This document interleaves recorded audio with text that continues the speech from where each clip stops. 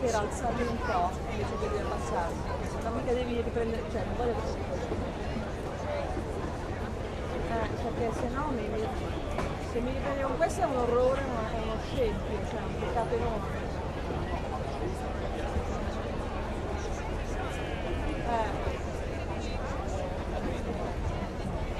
Capisco che non sono molto stanca.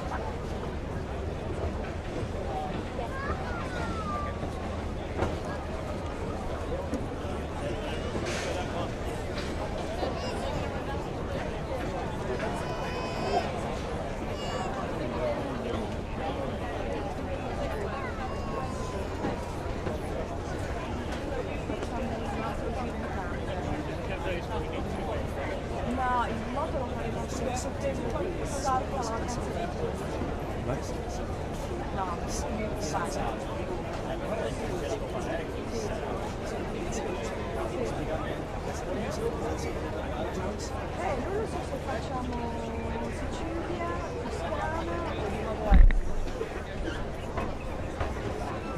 Sicilia ci piace tantissimo, però devo essere quotidiano, cioè dove ci insieme a metà settembre agganciare, però ancora niente lei.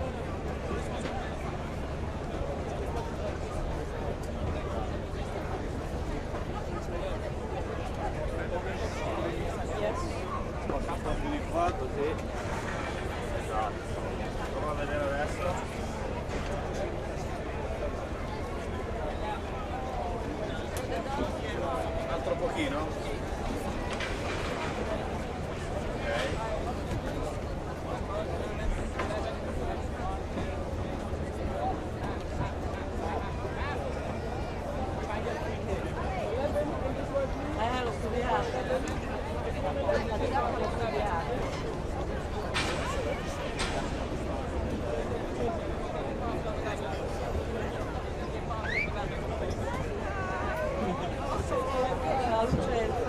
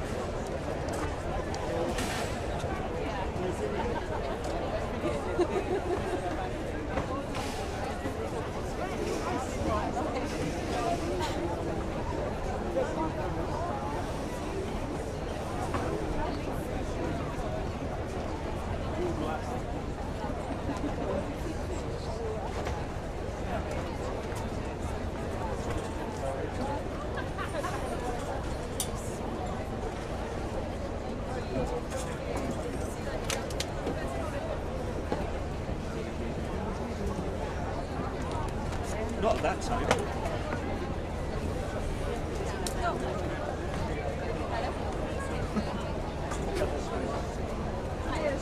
Yeah, I'm Rachel. Nice to meet you. I was really bad. You excited? I wouldn't be like people to use it for 3 minutes. I don't know if to speak to the whole thing. Yeah. Just got film. Sorry, I'm just standing.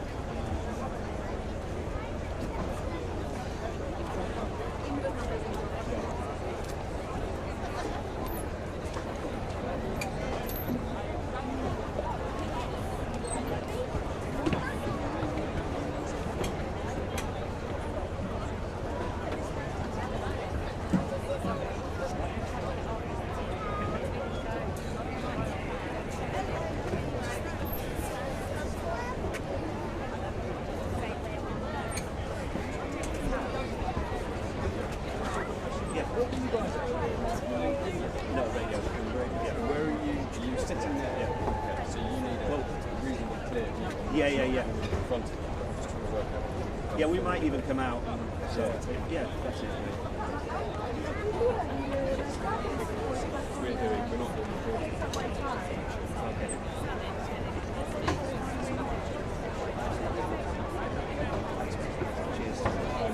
yeah, okay.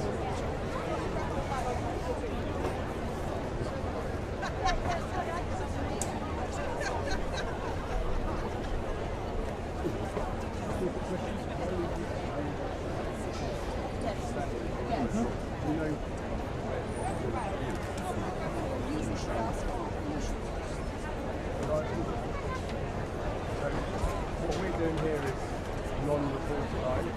So ideally we're talking about so don't get really brain. And there's nothing where you're I mean, if we stay in our zone, that's not going to bother you. Okay. Okay, cool. All right.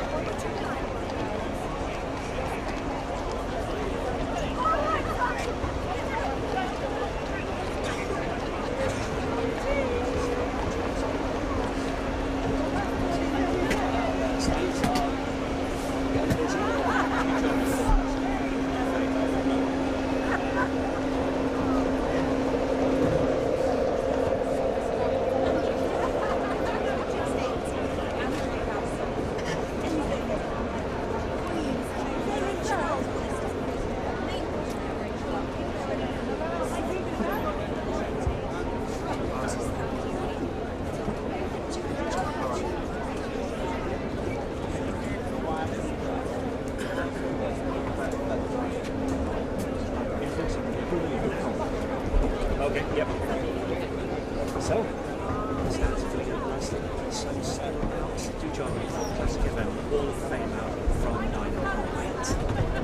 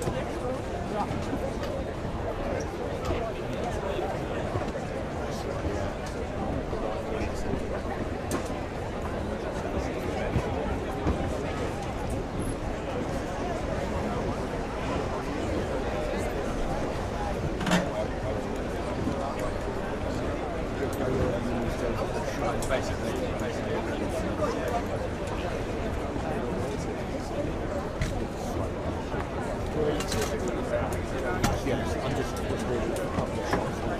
Honestly, sorry. No, those on the field. No.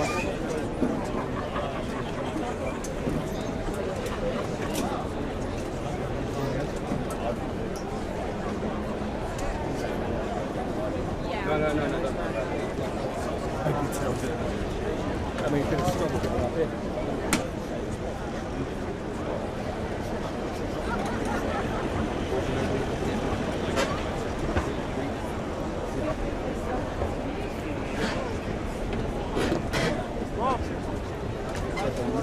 So a lot of people.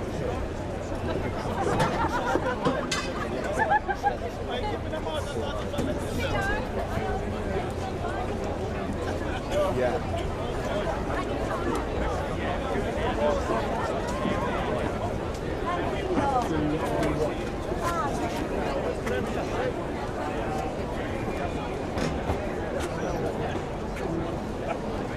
I mean, nobody's told me, but I can't do it.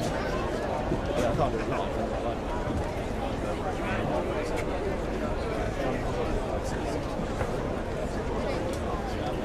Yeah, I mean, I don't know what set.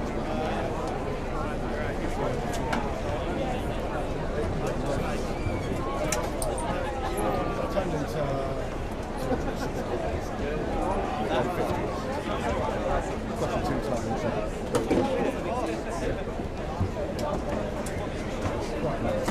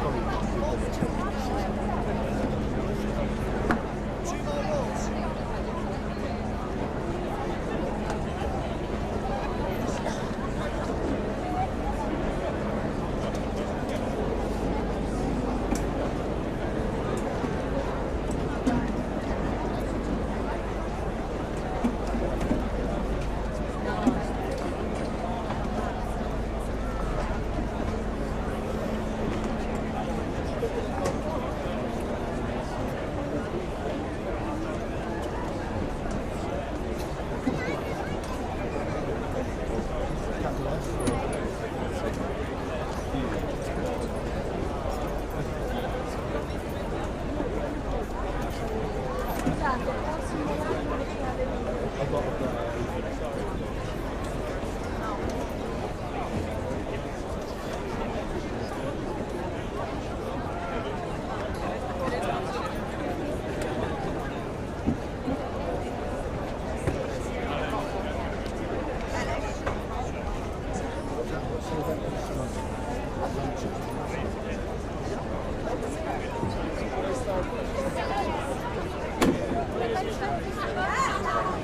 There's people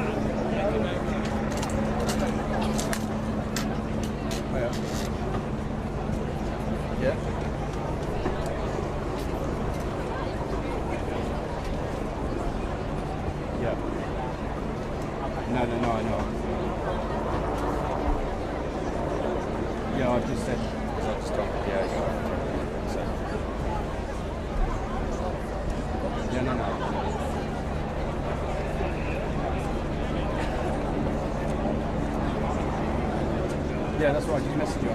See, yes, and then they're going to make. So you're staying there to get them coming back.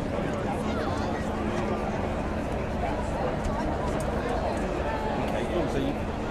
All right. Well, that's quite cool then, because I'll hopefully get them leaving and you get them coming back.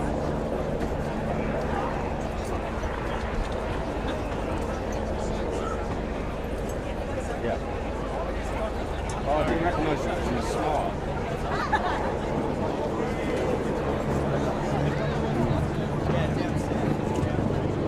Is that Hannah?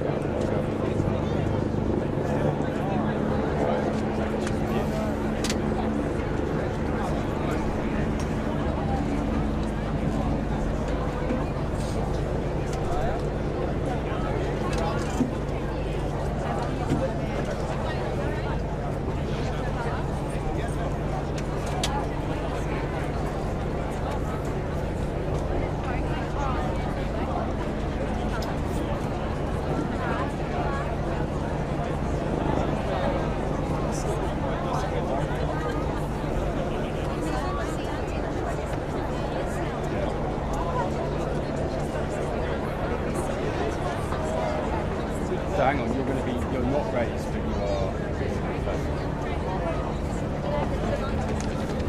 Yeah, in some ways. So hang on, you're basically where you're standing now, you're going to have the same sort of position as the other side.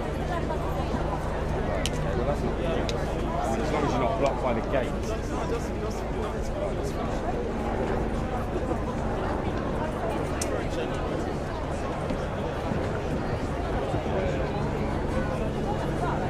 Where is the must have that range stuff.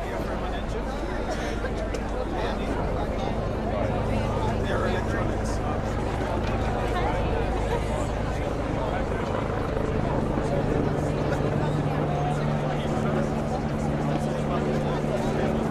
Yeah, I mean, at the end of the day, we're not designing.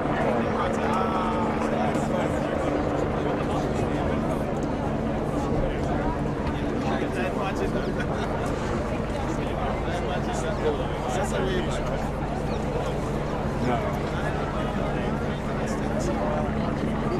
Joe, is it just hold on a second?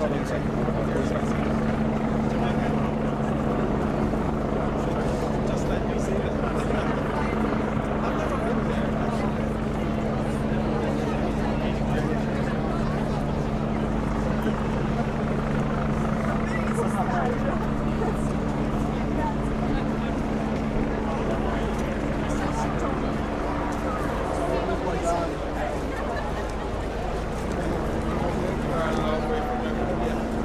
It's a long way to get there. So you were in the UK first.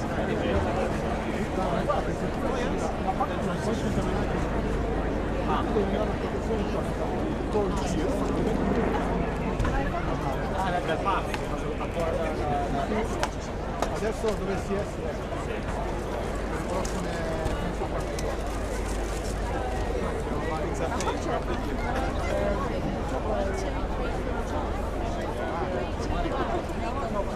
4 sera c'è video, alle 9 danno fuoco quasi, poi a seguire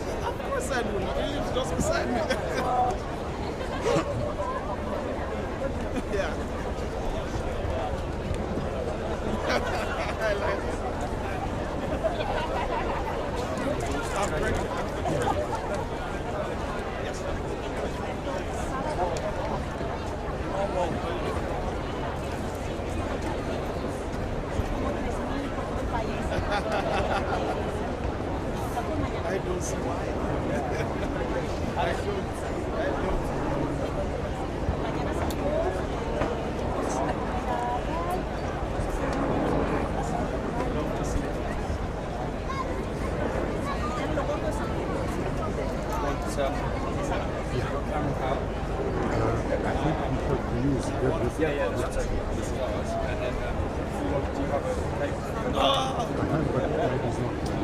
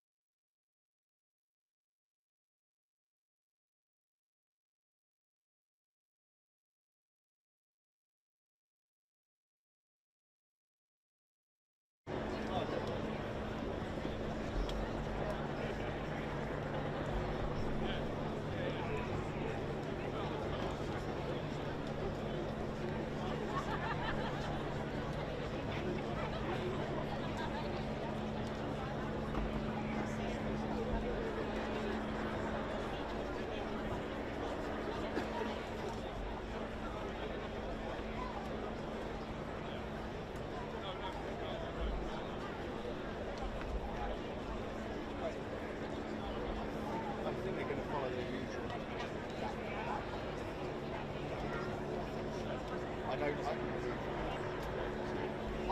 honest, they should. I can't see it being when everyone here.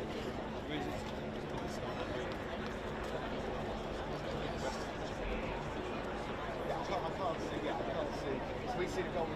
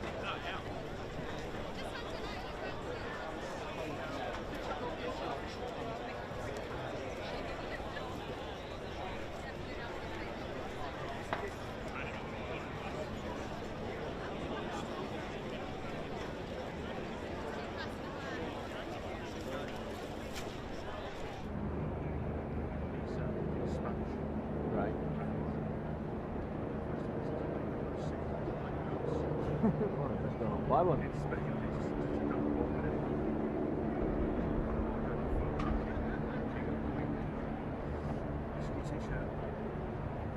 that all the news people doing the pieces of camera?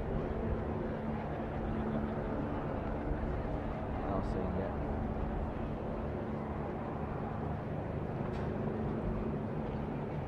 I don't know why we've not got people to have someone there. Yeah.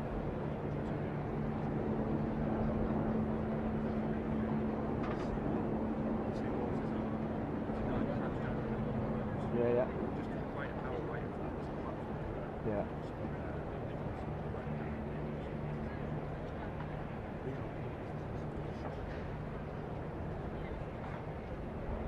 I think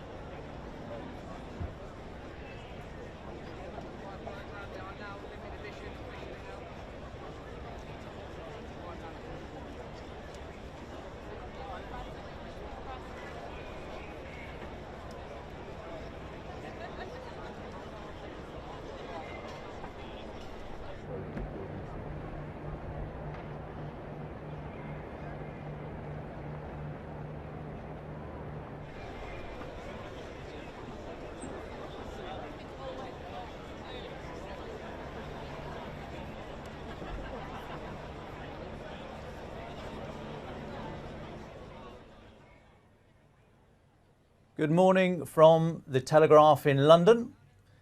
You join us on a beautiful morning for the Queen's Platinum Jubilee Birthday Parade, Troop in the Colour 2022. I'm Dominic Nicholls, the Telegraph's Defence and Security Editor. I'm delighted to be joined by Christopher Joll, the Regimental Historian for the Household Cavalry Regiment.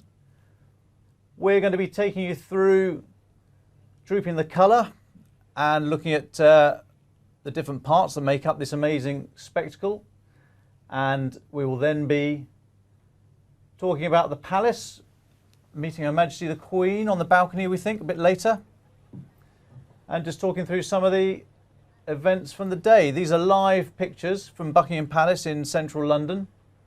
We don't control the live feed, so apologies if we suddenly dash around a little bit, but we will do our best there. You're very welcome. We're here for a little while, a few hours, so grab a cup of tea, grab a Jubilee cupcake and settle in. Christopher, good morning. Hi there, Dom. Delighted you could join us. So you must have done a few of these? Well, actually, to tell you the truth, I haven't done any of them, but I've, because I was an operational soldier, I never did any ceremonial soldiering, but in my role as regimental historian, and because I'm part of the Household Cavalry family, I do know quite a bit about it, and I think I've attended at least 20 birthday parades in my time. Fantastic. So there's a lot going on this weekend for the Queen's Platinum Jubilee. So not only have we got Troop in the Colour today, but then there's events running out throughout the whole weekend. So a lot of the stands that you can see here on the live feed from Buckingham Palace, they're not normally there for the Troop in the Colour. They are there for various events over the weekend. So this is not the normal setup, Christopher. This is not by any means. I mean, normally the crowd would just be gathered around the Queen Victoria monument, and also around the flower beds around the outside of the monument. And one of the extraordinary things is that the flowers never seem to get crushed by the crowd. They must be replanted, I guess, many, many times. Well, I think also the crowd show respect for the Queen's property. Anyway, it's going to be very interesting to see at the end of the parade, after all the troops have returned from Horse Guards Parade, normally the crowd would surge up the Mall and then fill the space that we can see in front of us to see the Queen and the royal family come out on the balcony. This time, of course, I suspect that they're going to say to the people in the stands, sorry, you've got to stay put. Otherwise, we could have a soccer-style incident, which would be very unfortunate. Nonetheless, yes. I'm sure there'll be crowds coming up from Horse Guards Parade who will surge up the Mall to watch the flypast and see the Queen come out on the balcony. Well, we've got a wonderful day for it. I've just been informed by Christopher it's Queen's weather. I'd never heard that expression before, but wonderful weather for trooping the colour. And so the parade will be starting in about 15 minutes' time-ish. And then later on there will be a flypast of Royal Air Force aircraft, both currently serving and from the Battle of Britain Memorial Flight. And at that point, the royal household will be on the balcony, we expect, to receive that flypast. There is, Dom, quite a long build-up to the birthday parade itself, because, apart from anything else, the troops have actually got to get from their barracks down to Horse Guards Parade. So between now and 11 o'clock, when the clock at Horse Guards strikes the official hour of the start of the parade, you're going to see quite a lot of activity. First of all, the Foot Guard Guards, as they are known. There are 6 guards on parade this time. The guards in this case doesn't refer to the regiments, it refers to the units that are on the parade. They will each march down with a band and they will take up position on Horse Guards Parade. The Household Cavalry, meanwhile, of course, form up at Buckingham Palace because their role in this parade, until fairly recently, was merely to act as the sovereign's escort. And here we see coming down the Mall King's Troop Royal Horse Artillery. And again, their job is to fire the gun salute in St James's Park. They have only in the last 20 years actually been involved on the parade itself. But jolly colourful they are too. And I think you can see coming up in camera now the black team, which are reserved, well, there's always a black team amongst the bays. And the black team are the ones that will draw, whenever it is necessary, a gun carriage for a military or a state funeral. They're the horses we see just now. Those very black horses form the black team that pull the gun carriage. But you'll see each gun crew, each gun team has an officer in charge of it. They're the ones with the tall plumes on their busbies. And then the various other ranks from warrant officer downwards, of course, are wearing rather simpler headdress.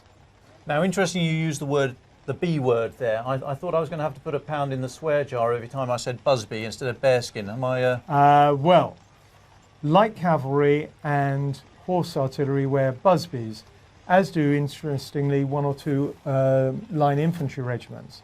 But foot guards regiments wear bearskins, and bearskins are altogether bigger, heavier and rather clumsier orders of dress. Oh, sorry, I thought you were talking about the people.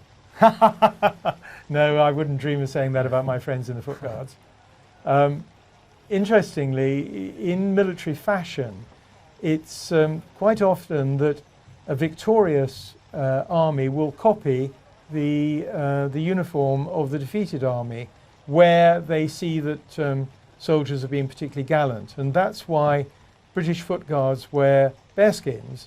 It was because Napoleon's Imperial Guard wore bearskins, and George IV then ordered that the foot guards should dispense with their shakos, which were a bit like upside-down coal buckets made of patent leather, and instead adopt the bearskin. As a mark of respect, that's fascinating. Yeah, it is a mark of respect. And interestingly, the poor old Household Cavalry, the originally 3 regiments of the Household Cavalry, were subjected to the whims of the sovereign. So George IV changed their uniform, I think, at least 3 times, and William IV did too.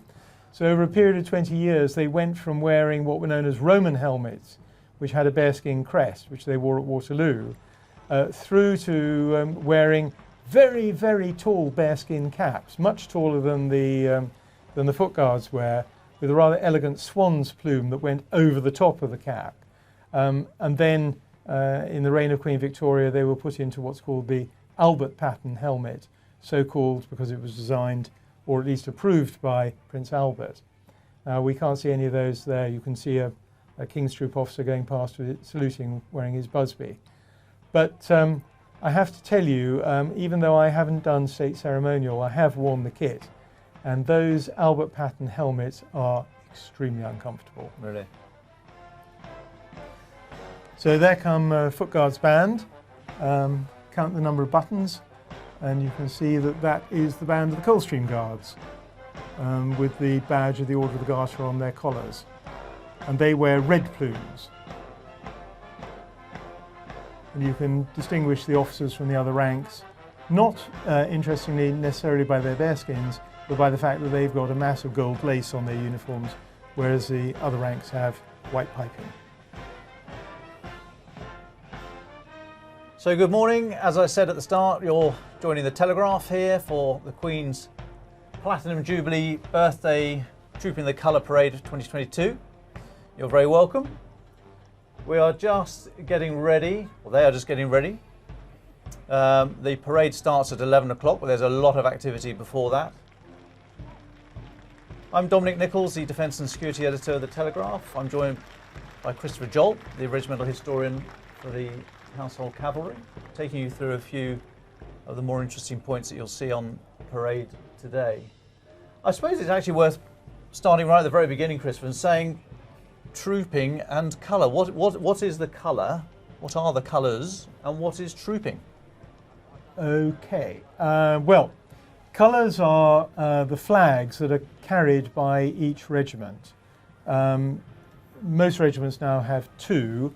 One's called the Queen's Colour and the other is called the Union Colour. And they really symbolise the heart of the regiment, the soul and spirit of the regiment. And from a very, very early time, they were used as rallying points on the battlefield. You've got to remember, soldiers by and large couldn't read in days gone by, but they could recognise a flag. And these regimental colours were very, very heavily guarded. And you'll see some of that on the parade. I'll point it out to you at the appropriate moment. But they are heavily guarded and they are defended to the death. And there have been a number of Victoria Crosses that have been won by officers and other ranks defending the colour in battle. Now, as far as trooping is concerned, it's all very well having a colour that can be recognised by the soldiers, but they have to be reminded of it. And so the tradition grew up of trooping the regiment's colour in front of the regiment before it was laid up for the evening. So hence you get to trooping the colour. Now, in fact, this parade, which is officially known as the Queen's Birthday Parade, trooping the colour is only a small part of it. But of course, in the way these things happen, it's now known as trooping the colour. But that is only a small bit of it. Fantastic, thank you. And so each year, each birthday parade, there'll be a different regiment taking the lead? Correct. Each year, a different Foot Guard regiment's colour is trooped. This year it's the Irish Guards. They've only recently been presented with a new colour by their colonel, the Duke of Cambridge. So this will be the first time the colour has actually been on a trooping. It's probably been used at guard mounting at Buckingham Palace before then, but this, as it were, is its first big outing. But it won't just be the Irish Guards who are on parade today. The representative companies of the suspended battalions of the Grenadiers, Coldstream and Scots Guards will also be on parade to make up a total of 6 guards on the parade ground. And we saw earlier on, we will see them again later, the King's Troop Royal Horse Artillery. Yeah, King's Troop, by tradition, fire a royal salute on the occasion of the Queen's official birthday. And about, I can't give you the exact date, but about 20 years ago it was decided that to add a bit of additional glamour to the parade, the King's Troop would do a rank past at the end of the parade on Horse Guards Parade, and we will see them do that. And jolly smart they look too. Fantastic. Because we're told there will be about 1,500 service personnel on parade today and about 350 horses. I think it's actually about 300 horses, but of which the majority, of course, are the household cavalry, and then you've got the horses ridden by the staff officer, the foot guard staff officers, an awful lot of whom won't have ridden much before. So this adds anxiety to their duties on the day. And then, of course, you've got the horses drawing the King's Troop guns. Yeah, I think it's about 250 horses.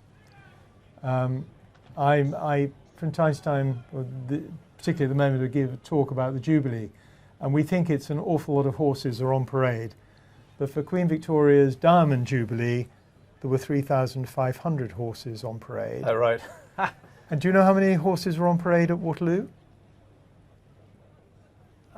On the battlefield, yeah. Battlefield, 10,000? 50,000. 50,000. Yeah. Right. If they'd been lined up shoulder to shoulder, they would actually have stretched for over 25 miles. Wow. It's incredible. Awful lot of horse flesh. So although it looks as though we're seeing a lot of horses on parade today, by comparison with parades in the past, we're not.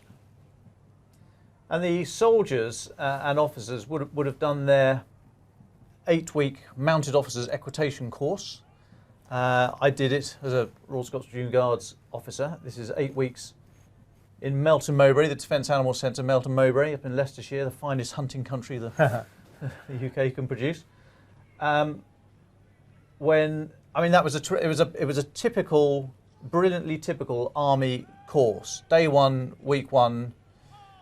Gentlemen, this is a horse. Yeah. That end bites, that end kicks. Any questions so far? Yeah. No call horse. And, in fact, the equitation training for soldiers in the Household Cavalry is rather longer than that. You were privileged as a line cavalry officer merely to be subjected to 8 weeks. What actually happens, and this is a fairly recent change. All soldiers in the Household Cavalry, not necessarily all officers, but all soldiers, serve first at Knightsbridge. And there's a very good reason for that. It means that in this rather woke environment in which we now all live, where discipline is a bit of a dirty word, you can't muck around with a horse. And so they can instill discipline into the soldiers that come out of basic training because they are around dangerous animals. You know, horses may be nice cuddly things, but as you say, they kick and they bite. So what actually happens is that a Household Cavalry recruit arrives from his basic training at Purbright, and he's then put into riding school, which is at Windsor, at the recruit training depot in Windsor, where he does, I think it's a couple of months. And then he moves to London, where he does the kit ride, what's known as the kit ride, and that's where troopers learn to wear the full ceremonial uniform. Officers who can't ride have to go through exactly the same training process. Those that can ride, particularly if they ride well, are forgiven a little bit of the training, but definitely not the kit ride, because I can tell you, riding in full state kit is not easy. Yeah. On one hand, with a sword. Yes. Sword in one hand, horse on the other hand, and you're wearing boots on which you simply cannot feel the side of the horse. They're so thick. Oh, wow. And of course you're wearing a helmet, and you can barely see, you've got a helmet coming down through the, resting on your nose, which is jolly uncomfortable, pressing down on the top of your head, which ain't fun. And then on top of that, as well as wearing a quilted tunic, which weighs quite a lot, you've got a front and back breastplate known as cuirasses over the top of that. All of which means that it is not uncommon to see, less so those on horseback, but certainly some of the troops marching on foot. Sometimes we see some people fainting. And interestingly, this year, the MOD, in association, I think, with King's College, there's a number of troops on parade today that will be carrying body-worn sensors to notice things such as temperature, breathing rate, blood pressure, etc., etc. As part of a study to see how better they can look after their soldiers on parade. That is King's Troop, yeah. King's College London. King's College, yeah. Physiological monitoring vests. Yeah. The challenge, Dom, them in the Telegraph. for the troops on both streetliners and the foot guards on the parade ground is not the marching, it's the standing still. And you're pressing down on your heel. And that, for some reason, can cause you to faint. And of course, on top of that, you're wearing a heavy tunic and a bearskin cap on top of that. So it's not much fun if it's hot. You see this procession coming down here now. That is the Major General's procession. So there you've got the Major General commanding London District on the right. You've got his second in command and various staff officers connected with Headquarters Household Division. Interestingly, for another bit of trivia, the Major General, uniquely in the British Army, wears a Field Marshal's tunic. In fact, all generals wore what is now only worn by a Field Marshal and the Major General until about 1900, when the general officers' uniforms were simplified, but for some inexplicable reason, nobody told the Major General commanding London District. Oh, really? So he continues to wear a Field Marshal's tunic. Fantastic. And the Major General to whom you're referring there, the GOC General Officer Commanding London District, is Major General Chris Geeker of the Irish Guards. I served with him in Afghanistan 10 years ago. You know that he's a Romanian? I didn't know that. Yeah, oh yes. No. I mean, it's not an everyday name, Geeker. His full title is Prince Christopher Geeker. Is it? Oh, he kept that quiet. His father, at any rate, was a Romanian prince. There's a rather lovely story about Christopher Geeker's father, Brigadier John Geeker. He was actually commanding a Guard of Honour. He was also in the Irish Guards. He was commanding the Guard of Honour for the state visit of President Ceausescu of Romania. And it's customary for the Guard commander to form up to the visiting head of state and address him in a few words of his own language. But of course, Brigadier Geeker, or Colonel Geeker as he then was fluent in Romanian. And Ceausescu apparently looked rather askance and said, "Good heavens, how come you speak such fluent Romanian?" He said, "Well, I am Romanian." And then, according to the story, and I don't know whether it's true or not, Ceausescu said, "Oh, where did you live?" And he said, "In Bucharest, in the house you now live in." Anyway, Christopher Geeker is his son and has risen to the rank of Major General. You can see him coming through there now, wearing his cocked hat. The other officer in the cocked hat is the second in command at Headquarters London District. And then you see various, they're in fact, I believe, the regimental adjutants of the regiments of foot guards. And you'll also see in a helmet and in the uniform of the Lifeguards, not in camera shot yet. There, on the left, dressed as a Lifeguard, is the regimental adjutant of the Household Cavalry. Just to remind people watching, these are live pictures from central London. We, the Telegraph, do not control the feed. That's a good time to make that apparent. So we are not controlling the feed. We are taking this feed from elsewhere, and so please forgive us if there are occasional stutters. But it looks like, what have we got there? Live. Well, what you've just seen go past is cars from the Royal Mews, and what will have happened is those cars will have gone from the Royal Mews to, principally, I would imagine, Kensington Palace to pick up the royal guests, who are either going to go down to Horse Guards in a car and watch from the Major General's office, or working members of the royal family who are not on the parade will go down in a fleet of carriages. So they've, in the first instance, got to get from where they live to Buckingham Palace. So you just saw some of them arriving there. That's the second of those arrivals, I think. So that's them forming up in Buckingham Palace. GOC London District, General Officer Commanding London District, whose office, as you say, overlooks Horse Guards Parade, he still works from, in that office, Yes, he he still does. works from Wellington's desk. desk. Yes. Yeah, the desk he Fantastic. uses, which sits in rather solitary splendour in this rather large office, is oval it's actually kidney in shaped, I think, and it has around it there are various knee holes, and apparently the reason for the knee holes is that Duke of Wellington, when he was Commander in Chief, he was an elderly man by that stage, administering the army, and was rather deaf. So the idea was that people would get their knees under the desk in order to get close to shout in his ear.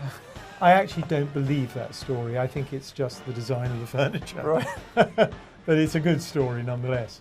Here you see yet more of the guards who will be on the parade ground, marching down from Wellington Barracks, where they will have formed up earlier this morning, marching down the Mall to take position on Horse Guards Parade. In the meantime, Major General Geeker and the other staff officers are actually going into the quadrangle at Buckingham Palace behind the facade, where they will wait for the rest of the royal procession, which they will join on to. Now you say the facade. That we had a very interesting chat before we came live on air.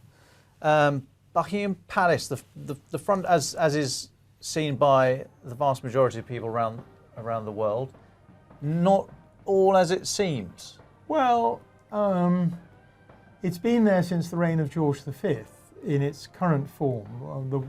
It's really the iconic face of all the royal palaces. But in point of fact, it replaced a rather ugly Victorian stucco facade that Queen Victoria ordered to be put across the really very beautiful open courtyarded Nash building that was erected. Well, it wasn't erected by, but it was largely formatted on the orders of George IV. So when Queen Victoria came to the throne on the death of her uncle, William IV, she moved into a palace that had an open courtyard. And she allegedly said, I don't like being looked in on by the people. So they built the facade that you can now see in the background there. But it was built of brick and covered in stucco, pretty ugly design. And by the year 1900, the stucco had started to fall off. And it was George V who ordered that the facade be removed, just the stucco, and it be refaced to a new design in Portland stone. Beautiful. And that's what we know. Just moved out of shot there. We saw the regimental mascot of the Irish Guards, I believe. Yep. Who is called, I can even tell you his name. If I can find my notes, there we go. He's called Turlough Moore. Here's the band of the Irish Guards with their pipes and drums, and the pipes and drums of the Scots Guards going past. You have a story about that, don't you, Don?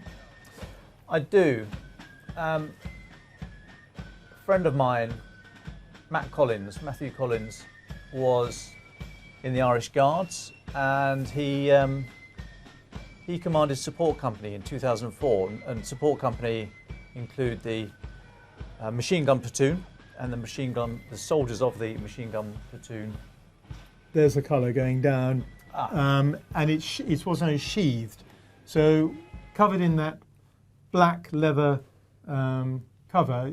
Nobody needs to pay it any honours. Sorry, I didn't mean to interrupt you, but I thought people might be interested. That is the colour of the Irish Guards going down, but nobody has to pay it any respect because it's sheathed. Understood, thank you. Sorry, back to your story about the Irish So Guards. Matt Collins commanded support company, and his soldiers from support company they formed the drums and the pipes. And on the day, one of the pipers was ill. This was the Jubilee, sorry, the birthday parade in 2004. One of the pipers was ill, or for the few days up to the event. So Matt asked the regimental tailor, Quick Smart, to knock him up a piper's uniform that would fit him. He got a set of pipes and took the reed out so he could puff and blow as much as he liked, but it wouldn't make any sound and mess up the whole thing. And then he took his place amongst his soldiers on parade, so there was no gap in the ranks and everything looked as it should do for Her Majesty. and the parade went off without a hitch, with Matt there acting as one of the pipers.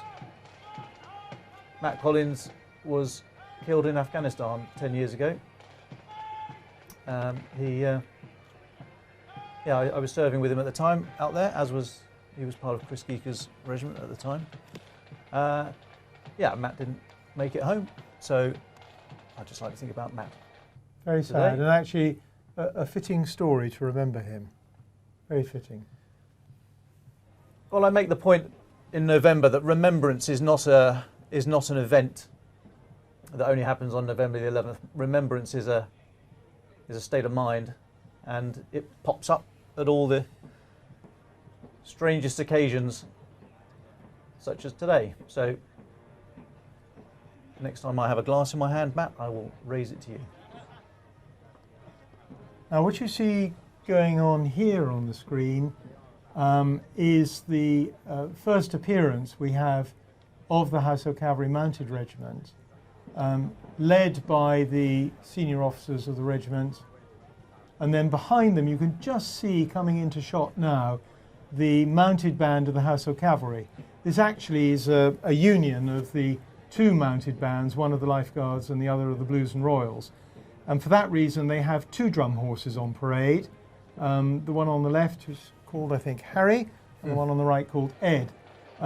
People ask how you can differentiate between the two drum horses, because they and the mounted bands are dressed for this occasion as state musicians. They're not wearing their regimental tunics. They're wearing the gold coats introduced by James II as state musicians. Well, sadly they're out of shot at the moment. When they come back in, I'll tell you how you can tell the difference between the drum horse of the Lifeguards and the drum horse of the Blues and Royals. And you say the drum horses today, Ed and Harry, are named Ed and Harry. The drum horses, in my experience, are normally called Thunderclap or Crusader or Smiter or something. Why Ed and Harry? I understand that they haven't yet been officially named, and therefore they are known by their stable names or their pet names. Interestingly, all the horses in the Household Cavalry, and I believe in King's Troop too, have official names. In the Household Cavalry, the names are all starting with the letter, a particular letter in a year. So this year maybe, I don't know what it is, but it may be D, so they're all called with something beginning with D. Dominic? Dominic, indeed. But the horses, the drum horses are not. Slightly annoyingly, the camera's just shown us a bit of the mounted bands and then clicked away. Anyway, I told you that at the head of the Household Cavalry band was a group of senior officers from the Household Cavalry. In fact, the eagle-eyed amongst you may have noticed that they were both in their left hands carrying sticks. Well, the Lifeguard officer is Lieutenant General Sir Edward Smith Osborne, who's Colonel of the Lifeguards and ex officio gold stick. And because he's carrying the gold stick, the other gold stick is Princess Anne, Princess Royal, who's Colonel of the Blues and Royals. Because he's carrying the stick today, that means he's gold stick in waiting, and behind him, an officer in the Blues, Colonel Crispin Lockhart, is the silver stick, who effectively is his number two. So the gold stick's carrying the gold stick, and the silver stick is carrying the silver stick, as you would expect.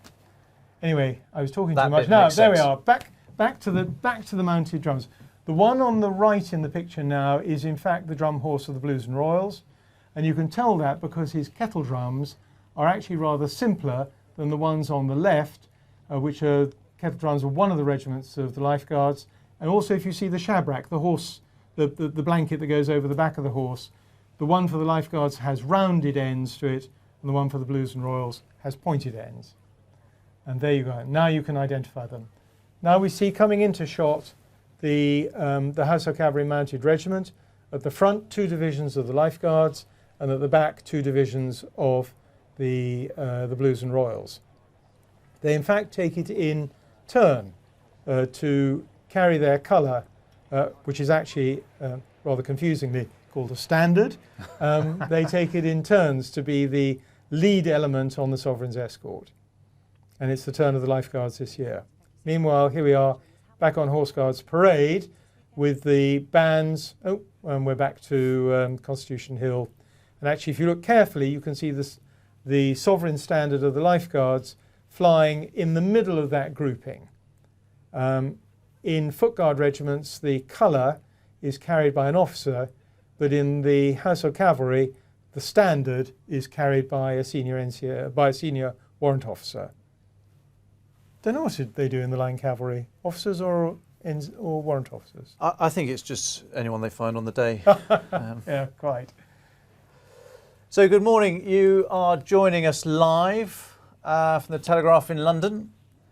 I'm Dominic Nicholls, the Telegraph's Defence and Security Editor. I'm joined by Christopher Joll, Regimental Historian for the Household Cavalry Regiment, for the Queen's Platinum Jubilee Birthday Parade 2022, of which trooping the colour is one small part, as I've been learning. And what you see here now, this is a camera that's obviously just to the, I presume, the south side of the Queen Victoria Monument. You see the Sovereign's escort of the Household Cavalry has come from its barracks in Hyde Park through the centre of Constitution Hill and the Quadriga, and they ride down Constitution Hill and they sweep around. You can see that happening now. They're sweeping around in front of the Victoria Monument, and they will go into the forecourt at Buckingham Palace, where they will form up. So those are the first two divisions. There's the first division of the Lifeguards, followed by the second, at the back of which you will see the Sovereign Standard carried by the Corporal Major with that very wide crossbelt across his cuirasses, flanked on one side by an officer and flanked on the other side by an NCO, and then the two divisions of the Blues and Royals behind them, and almost inevitably a police escort behind them. The soldiers in the Household Cavalry are drawn from a very, very wide net. We actually recruit not only across the United Kingdom, but actually across the Commonwealth. And some of the soldiers on parade today come from islands as far away as Fiji. So is that the standard? That's the Sovereign Standard going past now. So there are actually, without trying to confuse your audience too much, there are four types of escort, which, if you think of them as a sort of the mounted policemen of their day, a full sovereign's escort is the largest, and that's what the sovereign, the Queen or the King, get when they're moving in state. So for the state opening of Parliament, for this parade, for state visits, they will get a full sovereign's escort. When they are just travelling, so from Buckingham Palace to a railway station, they get what's called a travelling escort, which is smaller. It's about 50% of the size.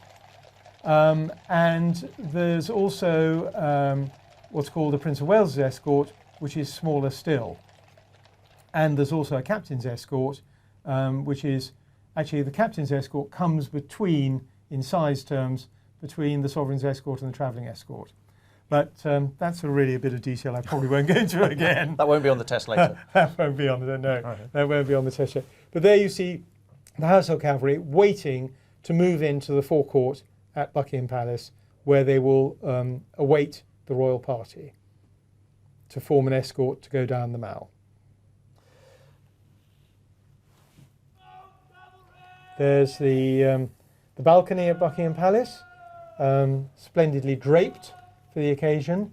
Interestingly, the picture I showed you earlier, Dom, of Queen Victoria on the balcony, there was just a rather mean-looking Persian rug in place of that rather splendid drape.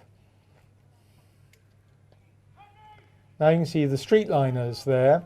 In days gone by, when we had a much larger army, the streetliners would have been shoulder to shoulder, but they're now, I think, 7 paces apart. Here come other members of the royal family. I suspect since they've come down Constitution Hill, they've probably arrived from Kensington Palace, and they will go into the palace and either wait to go in the carriage procession or get mounted.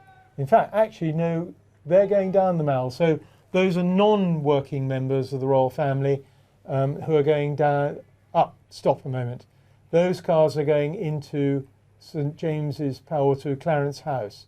So presumably they're going to pick up the Prince of Wales. Always slightly confusing as to where these cars come from and go to. I should remind our viewers that we, the Telegraph, are not in control of the feed, the picture feed.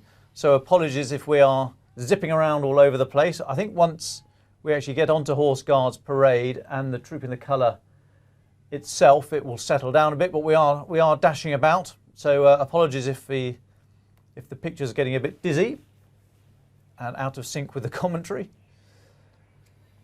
And we should say also that Her Majesty will not be on parade today. She won't be on Horse Guards.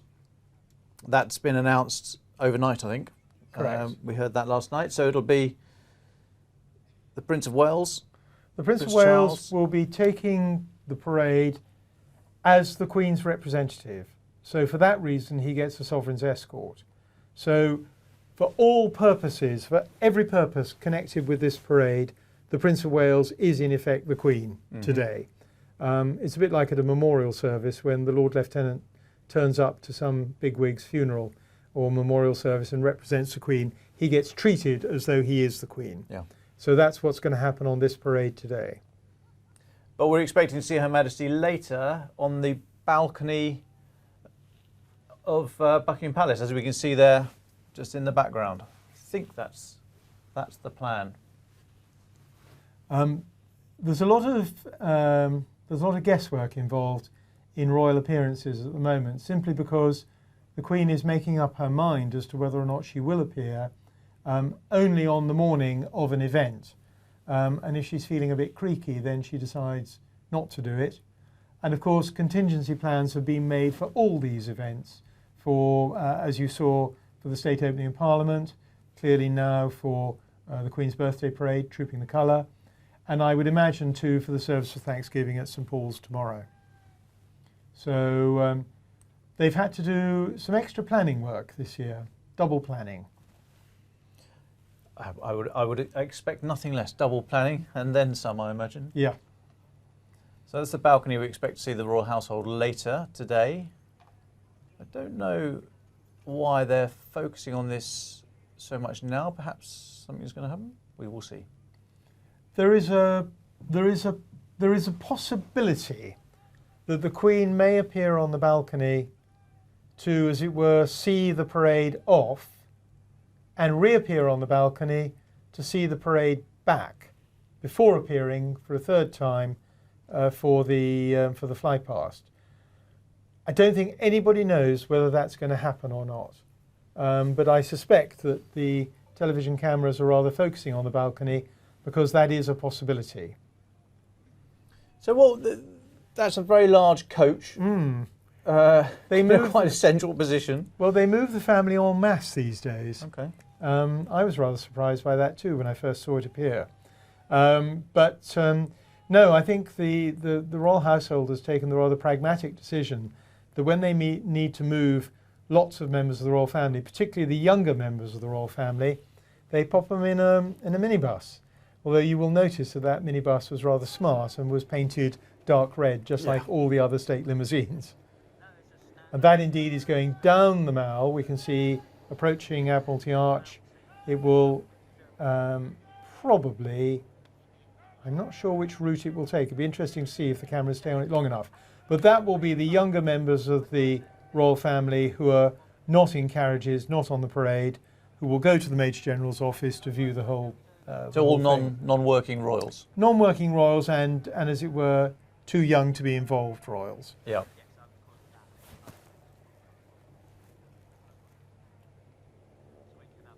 And that is that turning right into Horse Guards approach? No, it's going, looks as though it's going straight on through Admiralty Arch and will then approach Horse Guards through the front yard on Whitehall.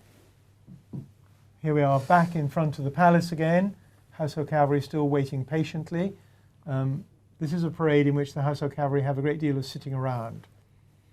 And one of the challenges, particularly on the birthday parade, where they're just lined up in front of the Guards Memorial whilst the Foot Guards do their stuff, some of the horses go to sleep.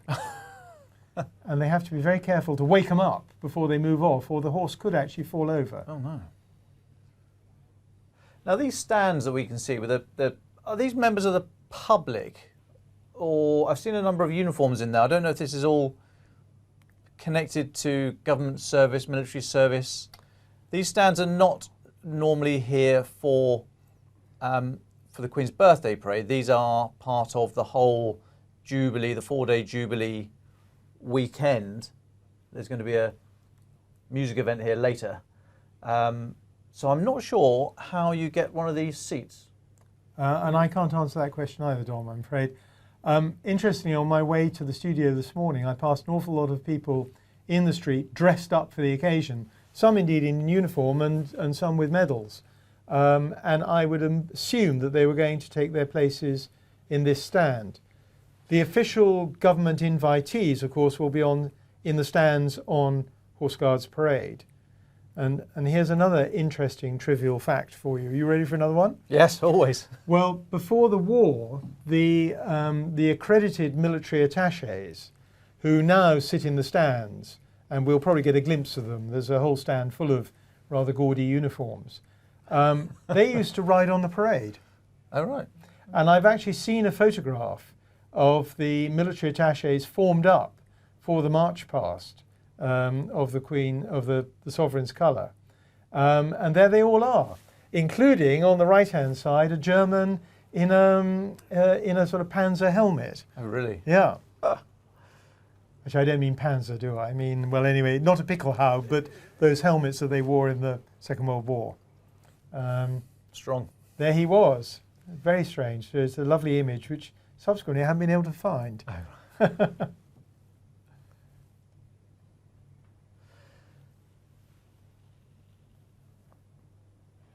Now, I have seen some civilians in shirt and tie wearing medals in the audience here, so they are presumably veterans. So yeah, maybe it was the charity network was energised and invited to partake here.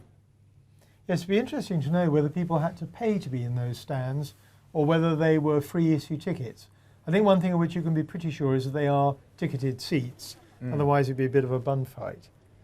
I think I mentioned to you earlier, I wonder what will happen at the end of the parade when the crowd who are at Horse Guards come surging up the Mall. I assume, in order that there isn't an unseemly sight in front of the Queen Victoria Memorial, that those people in those stands will be asked to stay put. And actually, they'd be very well advised to do so because they've got a jolly good view. Got a great seat, yeah.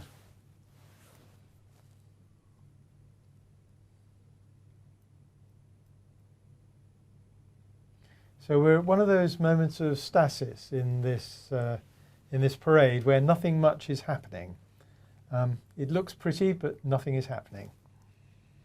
There will be, I presume, that it will be statty on Horse Guards Parade as well. Now the Irish Guards will have formed up, Yeah. and this is where they'll all be wiggling their toes in their boots and trying to stay upright. Yeah, and of course it's not just the Irish Guards who are on that parade.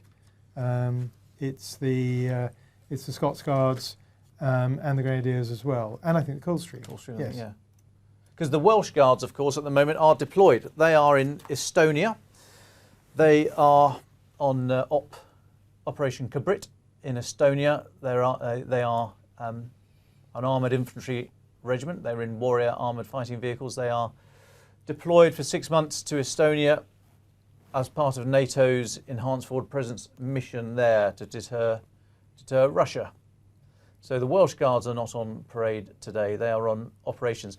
I mean, all the troops we see are operational troops, are they not? Absolutely.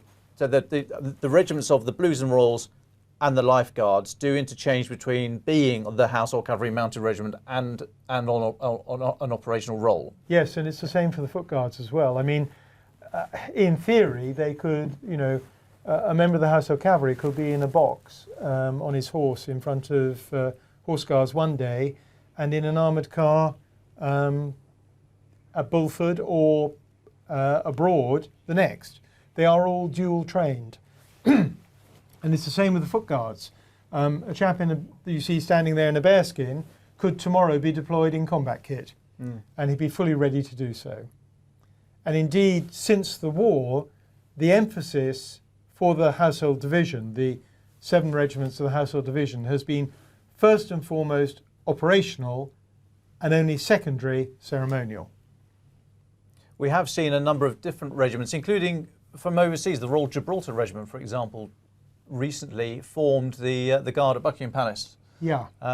So to reiterate the point that obviously that the Household Division does have an operational role first and foremost. So other units are invited to form the guard for Buckingham Palace. Yeah, I mean, to put it crudely, there simply aren't enough men to go around. Guards have to have time off. There is obviously sickness that has to be considered, although I don't suppose that comes into the planning as such. But the guard at Buckingham Palace is not always found by the Foot Guards. It can be found by the RAF regiment, it can be found by overseas regiments.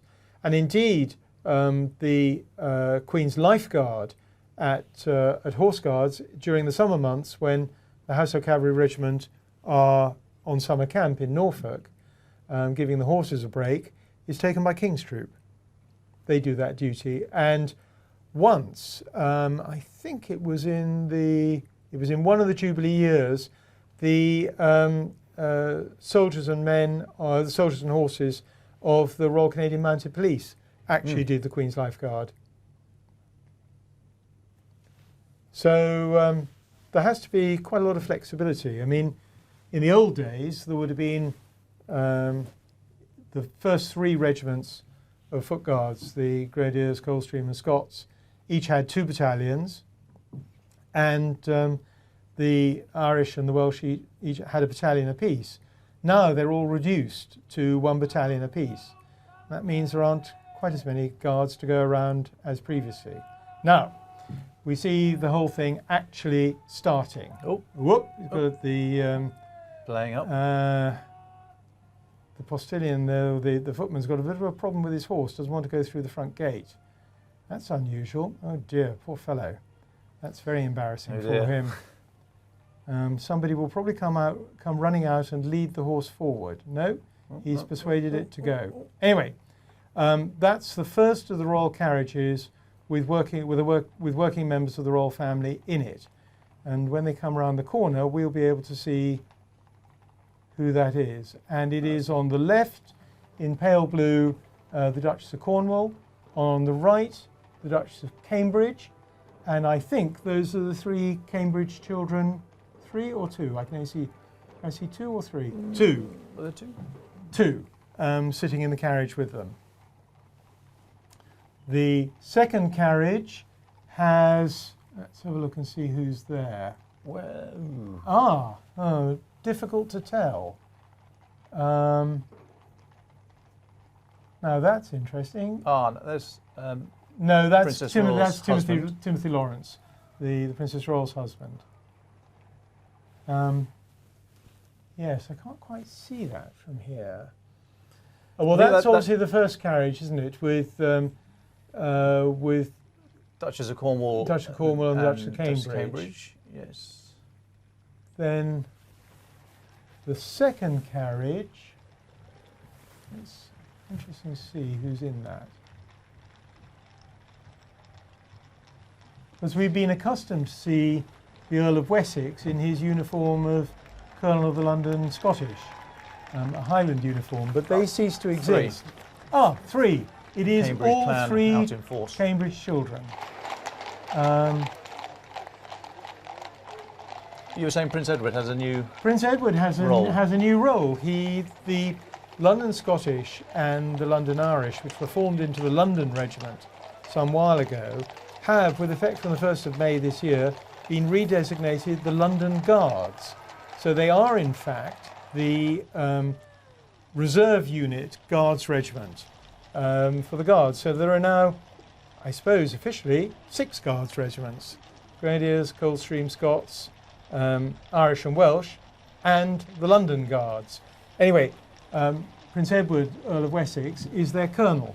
And I rather think that was him in the carriage wearing his new scarlet uniform. It'd be interesting to see. Here comes the start of the royal procession. That's the Prince of Wales in the front.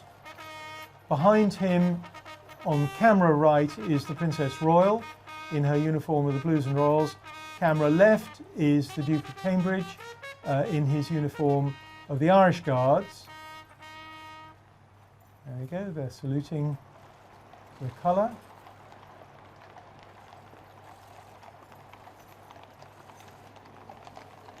The Princess Royal, Princess Anne there, she will be one of many, many women on parade today. Yes. I don't know the exact numbers, but all roles in the army now are open to men and women. So there are women in the household division. I don't know how many on parade. It started off with women in the band, and there are quite a lot of bandswomen there. You can generally tell them because they have their hair caught up in a bun underneath their jockey caps. More difficult to tell if it's a woman in the household cavalry because the bun will be hidden by the helmet, and their balconies will be hidden by the cuirass. So very difficult to tell which are the women and which are the men. Easier with King's Troop because the bun sticks out at the back of the tail of the busby. But now here we are. That's interesting. We speculated that the Queen might see them off. She has not. She stayed indoors. So there is the mounted band of the Household Cavalry leading down the first two divisions of the Sovereign's escort, followed by the royal party led by the Prince of Wales, with the sovereign standard of the Lifeguards immediately behind him. And for those of you interested in these things, you'll notice that the members of the royal family who are members of the Order of the Garter are wearing chains from their shoulders. So it's obviously what's known as a chain day, or a collar. I think it's called a collar day. Okay. They're wearing the collars of the order. And an added bit of bling for them. So you're watching live footage from London of the Queen's Platinum Jubilee Birthday Parade 2022. I'm Dominic Nicholls, the Defence and Security Editor of the Telegraph. I'm joined by Christopher Joll, Regimental Historian for the Household Cavalry. We'll be with you throughout the whole event of Trooping the Colour and the procession back to Buckingham Palace and the flypast later on. Still a long way to go, so settle in. Time for another cup of tea. We will try to bring you the more interesting bits and pieces from the event today, rather than everything that you may have heard before on other channels. But you'll have to bear with us, I'm afraid, because we are not in control of the cameras. So we may be midway through telling you something about what you're seeing, and then the camera cuts away to another shot of which we have no warning. But we'll cope, Dom, won't we? We will cope. We will cope. So, for example, there's a large horse box driving past. What on earth's that horse box doing there? I mean, it looks as though I think what they're probably going to do in a moment is cut away to the carriages. Yes, somebody's having a problem there. Oh dear. One of the good things about horses is they're herd animals, so they tend to stick together. But every so often they want to prove that they're not herd animals and break away. And you can see there's a certain amount of that going on. And I can tell you it's a real embarrassment to the jockey concerned. Gosh, they're really having trouble there. It may be that people are making noises in the crowd. And although these horses are trained to cope with crowd noise, an unexpected bang can cause havoc, I'm afraid. I told you earlier, Dom, that I hadn't ridden on the birthday parade, but I was, in later life as a veteran, a member of the Light Cavalry of the Honourable Artillery Company.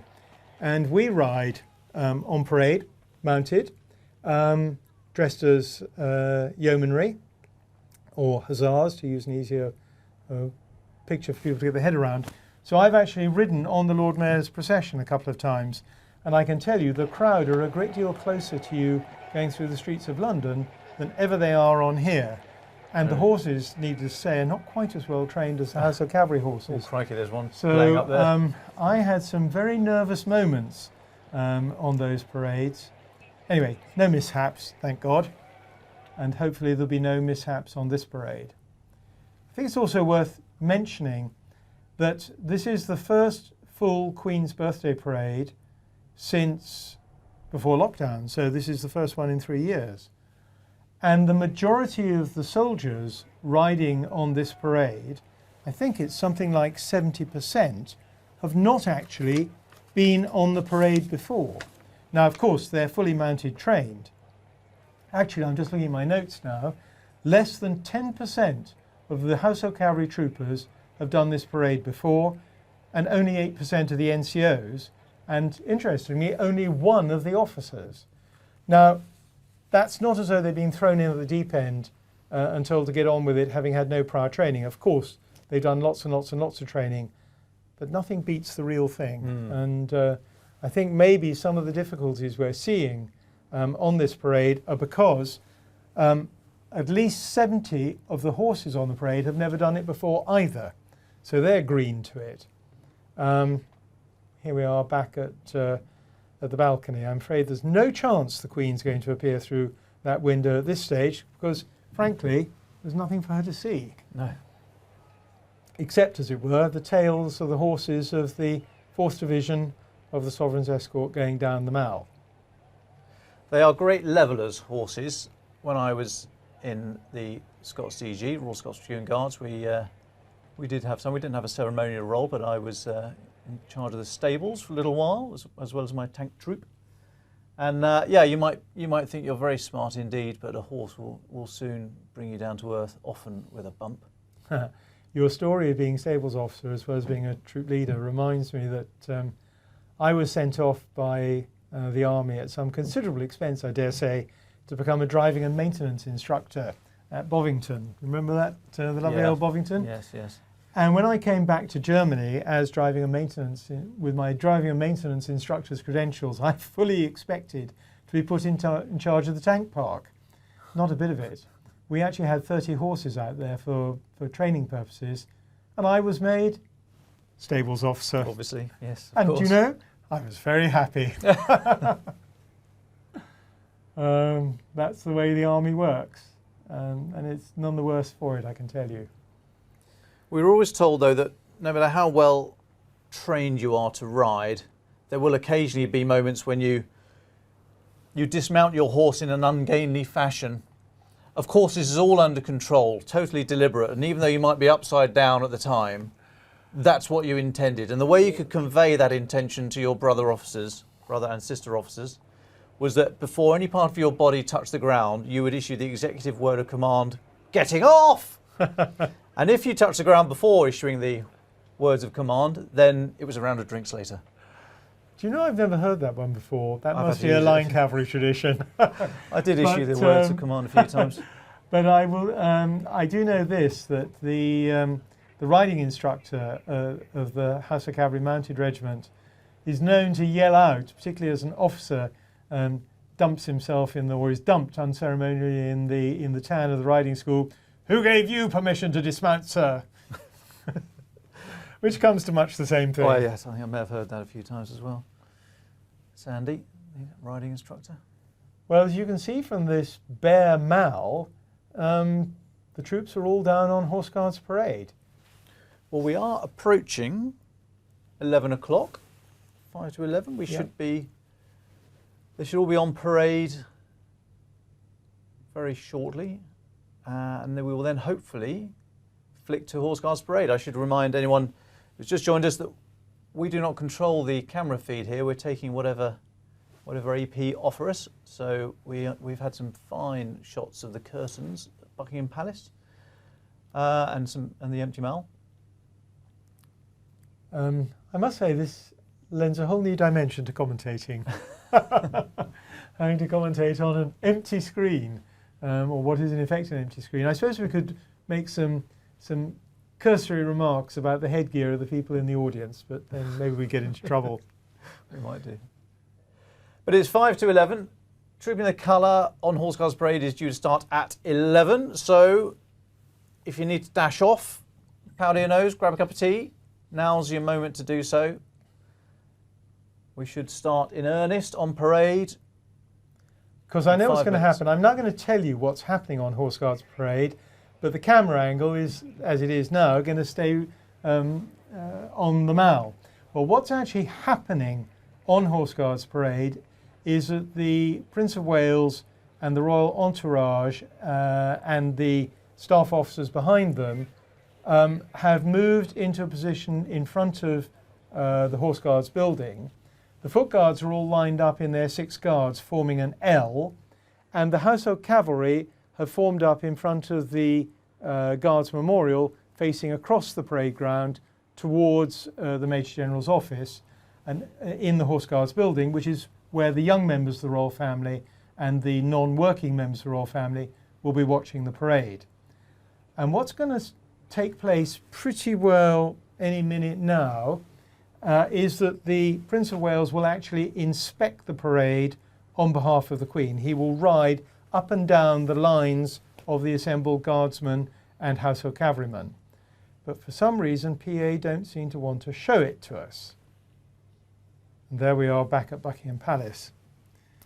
So we're going to take a short break now. As the troops have moved off to Horse Guards Parade, we are going to take a little breather. I invite you to do the same. We will keep the feed running, and we will come back to events here at Buckingham Palace shortly. So do stay with us. You're listening and watching live feed of the Trooping the Colour Queen's Platinum Jubilee Birthday Parade live from central London. I'm Dominic Nicholls, the Daily Telegraph's Defence and Security Editor. I have Christopher Joll keeping me in the straight and narrow, regimental historian for the Household Cavalry. So we're going to take a short break and see you back here in a couple of minutes.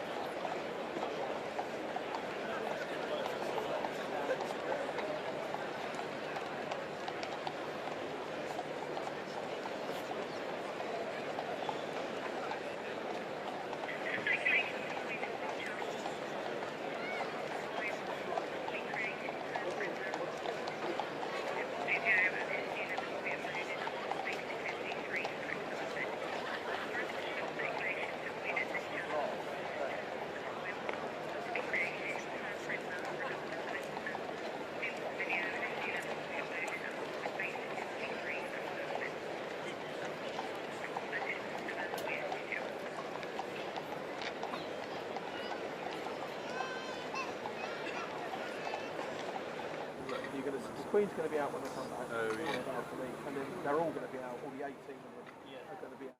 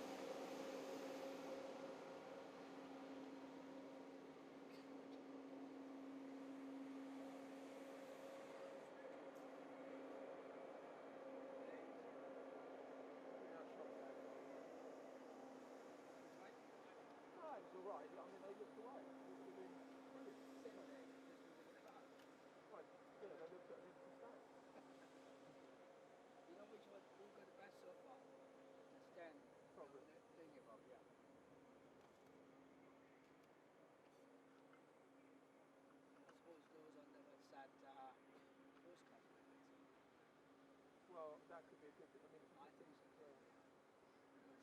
Because if Archie's there, like the best one, they let public. So we have the public bed outside. It's a long throw. And you get them inside the box.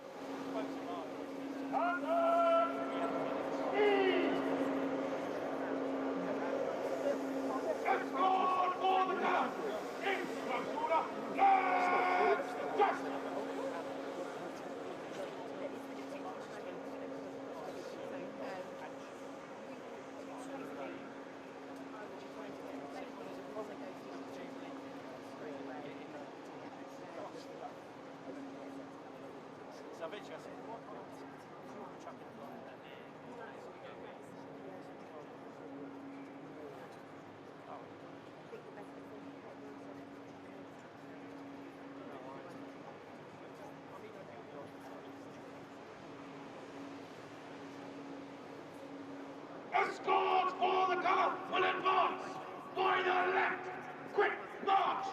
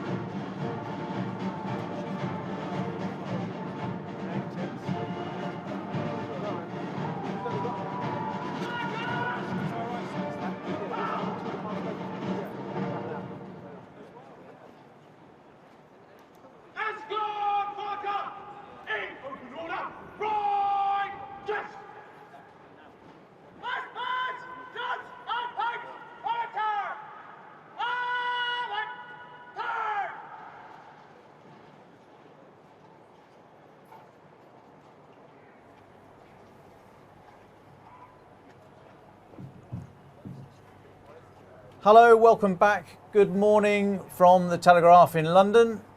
You join us for live footage from the Queen's Platinum Jubilee Birthday Parade 2022. I'm Dominic Nicholls, the Defence and Security Editor of the Telegraph, and I'm joined by Christopher Joll, Regimental Historian for the Household Cavalry. So what's happening at the moment is we are taking the live feed, and the live feed is not showing us Horse Guards Parade. However, it is showing us the scene outside Buckingham Palace, upon which, on large screens, is being shown the live feed from Horse Guards. So bear with us.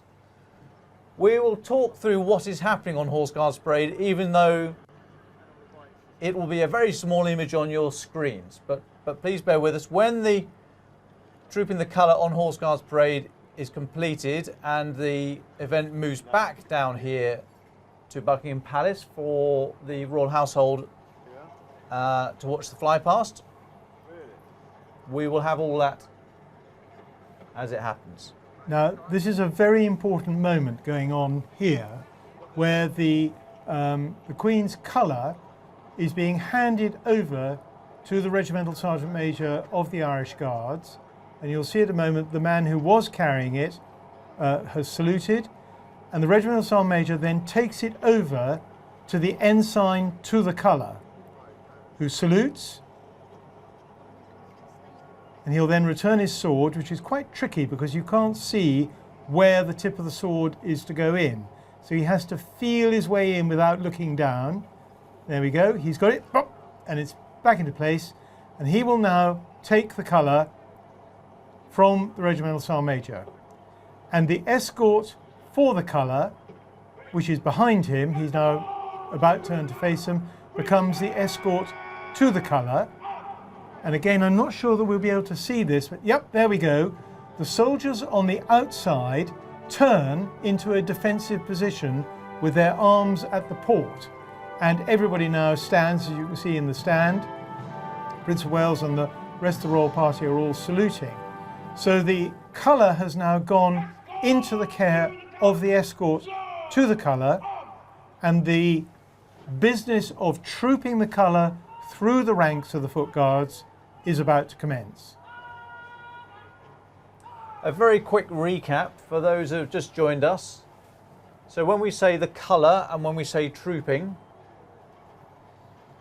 Chris, can you just give us a quick potted history on... The colour embodies the spirit of the regiment. It is actually treated as the sovereign on parade, and it is in days gone by when colours were carried onto the field of battle, it was the principal rallying point, and it had its own guard, and here you see it has a guard, and it was defended sometimes to the death, and a number of VCs were actually won in its defence.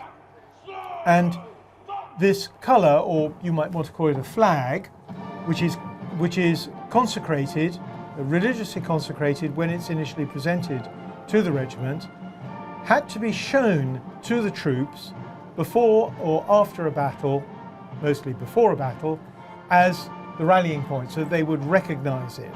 And that was called trooping the colour. And that is exactly what you are about to see now. The regimental colour of the Queen's colour rather of the Irish Guards will be trooped through the ranks of the assembled Foot Guards to show it to them.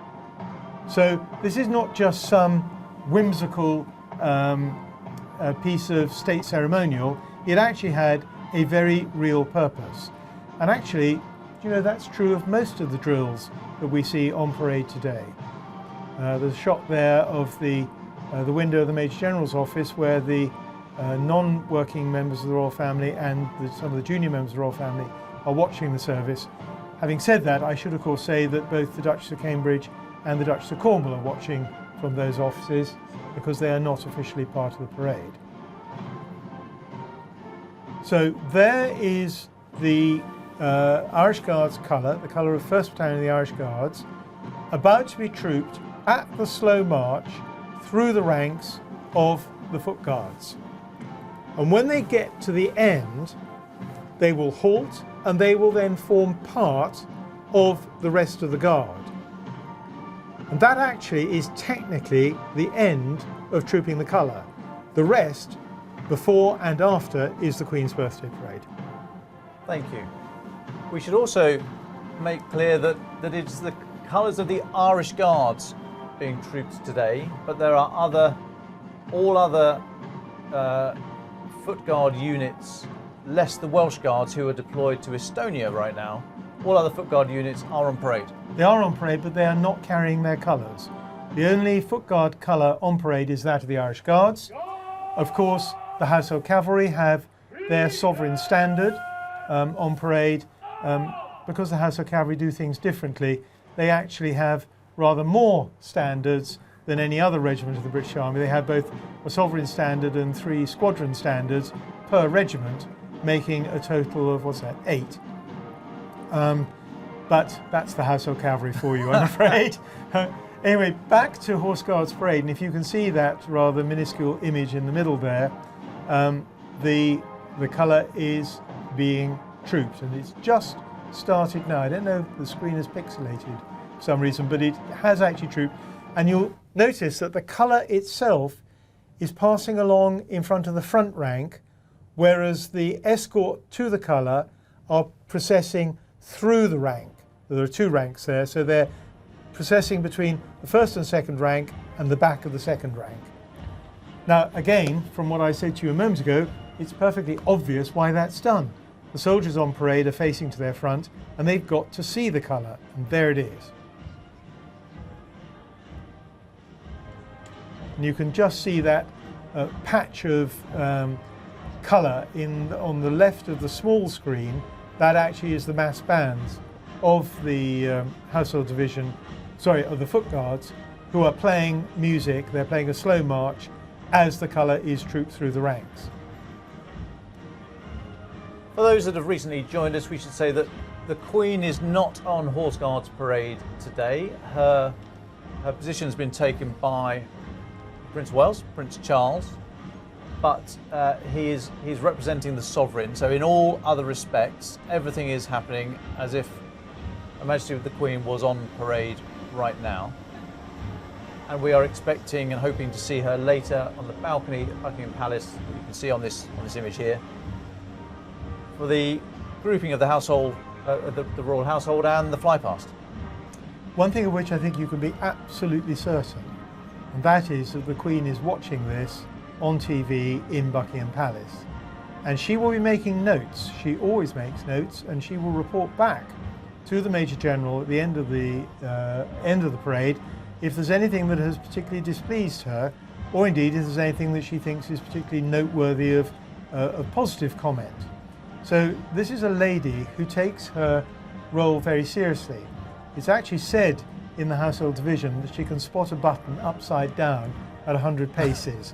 Now, I don't know whether that's true or not, but it gives you an idea of how seriously the household division takes Her Majesty's involvement in their duties. Now, back to the small screen, for those of you that can see it, the ensign for the colour is almost at the end of the troop. There we go.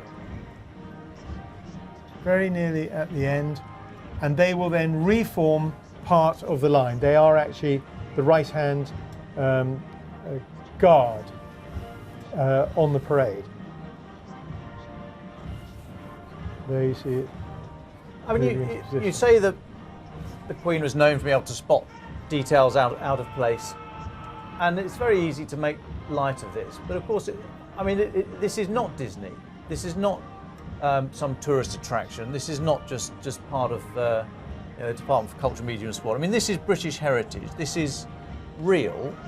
All these soldiers have an operational role, and the attention to detail that will keep you alive on the battlefield is evident by turning out correctly on parade today. So this is it's very easy to write this off as an archaic part of British tradition and history and what have you, but actually there's a very direct read-through from here to, as I said, the Welsh Guards, who are not here today because they are on operations in Estonia, on the front line, in Estonia on the border with Russia. Dom, I said to you earlier that all the soldiers on parade today are dual role. They're all first and foremost operational soldiers, and secondly, despite the very, very high standards that are set, they're only secondary ceremonial soldiers. And as you quite rightly said, this is not Disneyland. This is not fantasy. This is all real stuff. The drills they're carrying out were actually the drills that were used on the battlefield in the days when armies formed up against each other. And the drum calls and the trumpet calls are those calls that would have been used on the battlefield to give orders, because of course you can't be heard shouting over the roar of guns and rifle fire.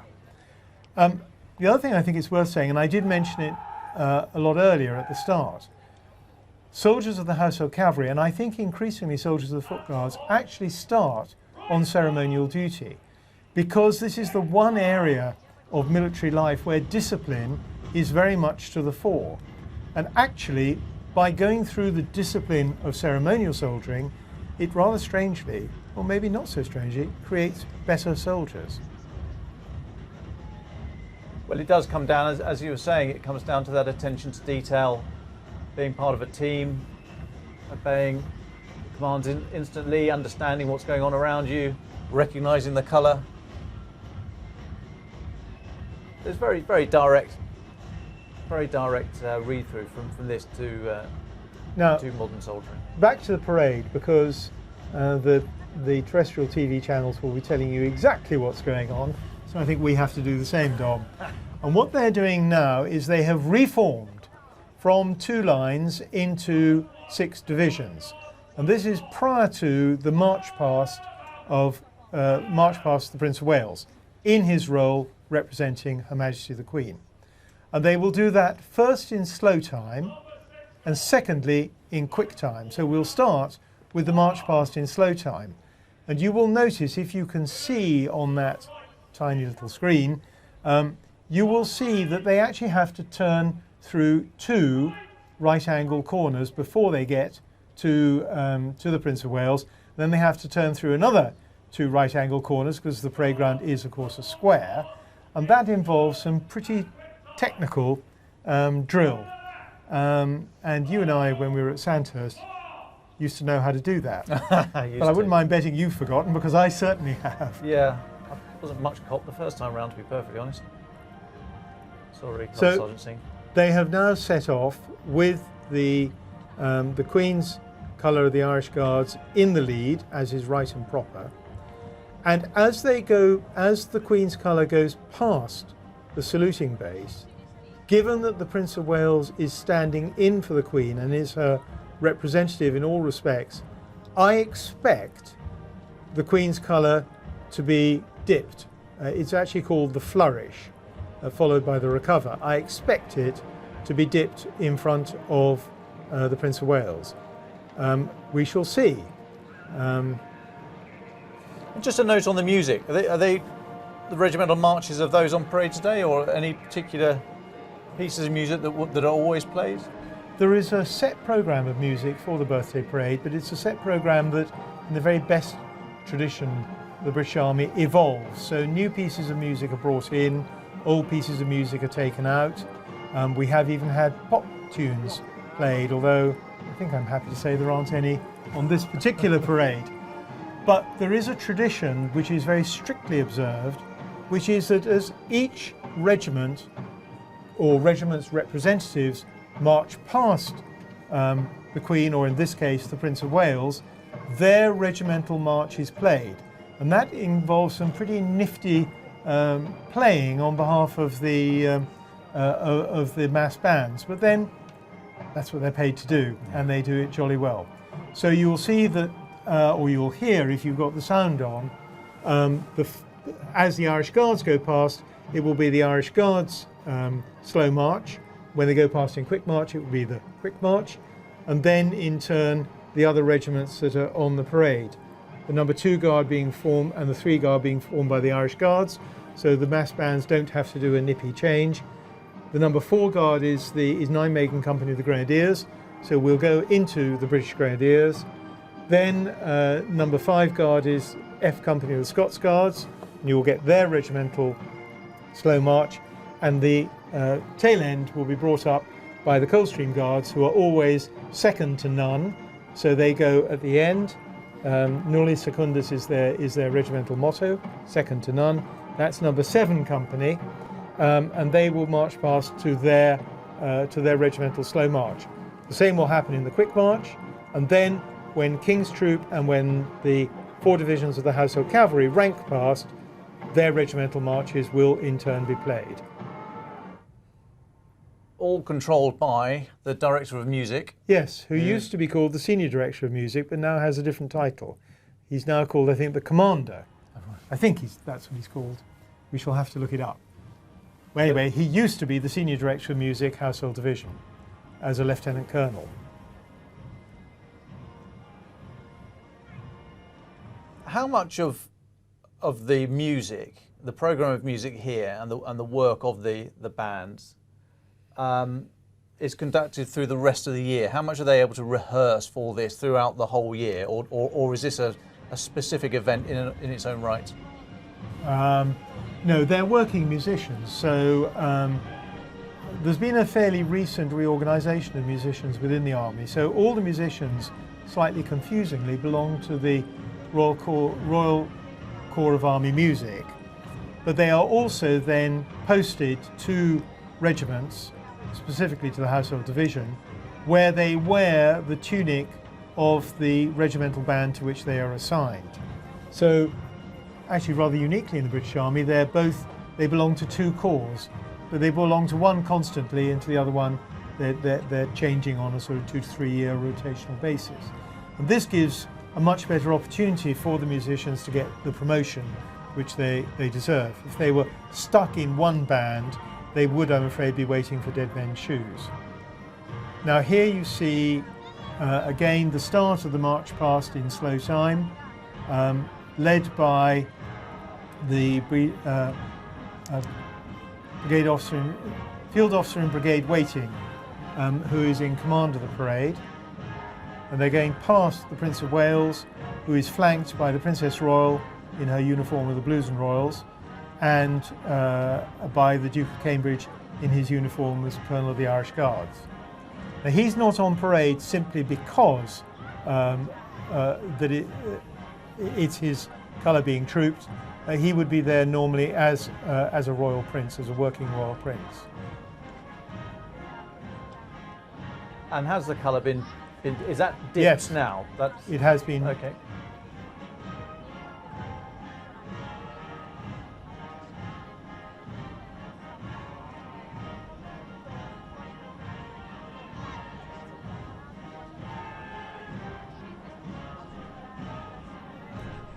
Now you see the recover, and it's picked up. So yes, the colour has given all due honours to the Prince of Wales as he is standing in for the Queen. So it's as though she was on parade. And the same will happen with the sovereign standard of the of the Lifeguards when they rank past. It won't happen with King's Troop because they don't have colours or standards. They have a gun. Oh, right. And of course it's a bit difficult to dip a gun. Yes. But nonetheless, it will be as though it were capable of being dipped.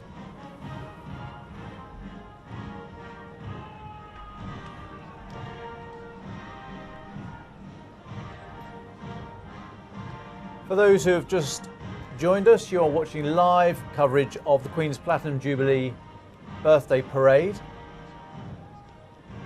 Thank you for joining us here at the Telegraph. I'm Dominic Nicholls, the Defence and Security Editor.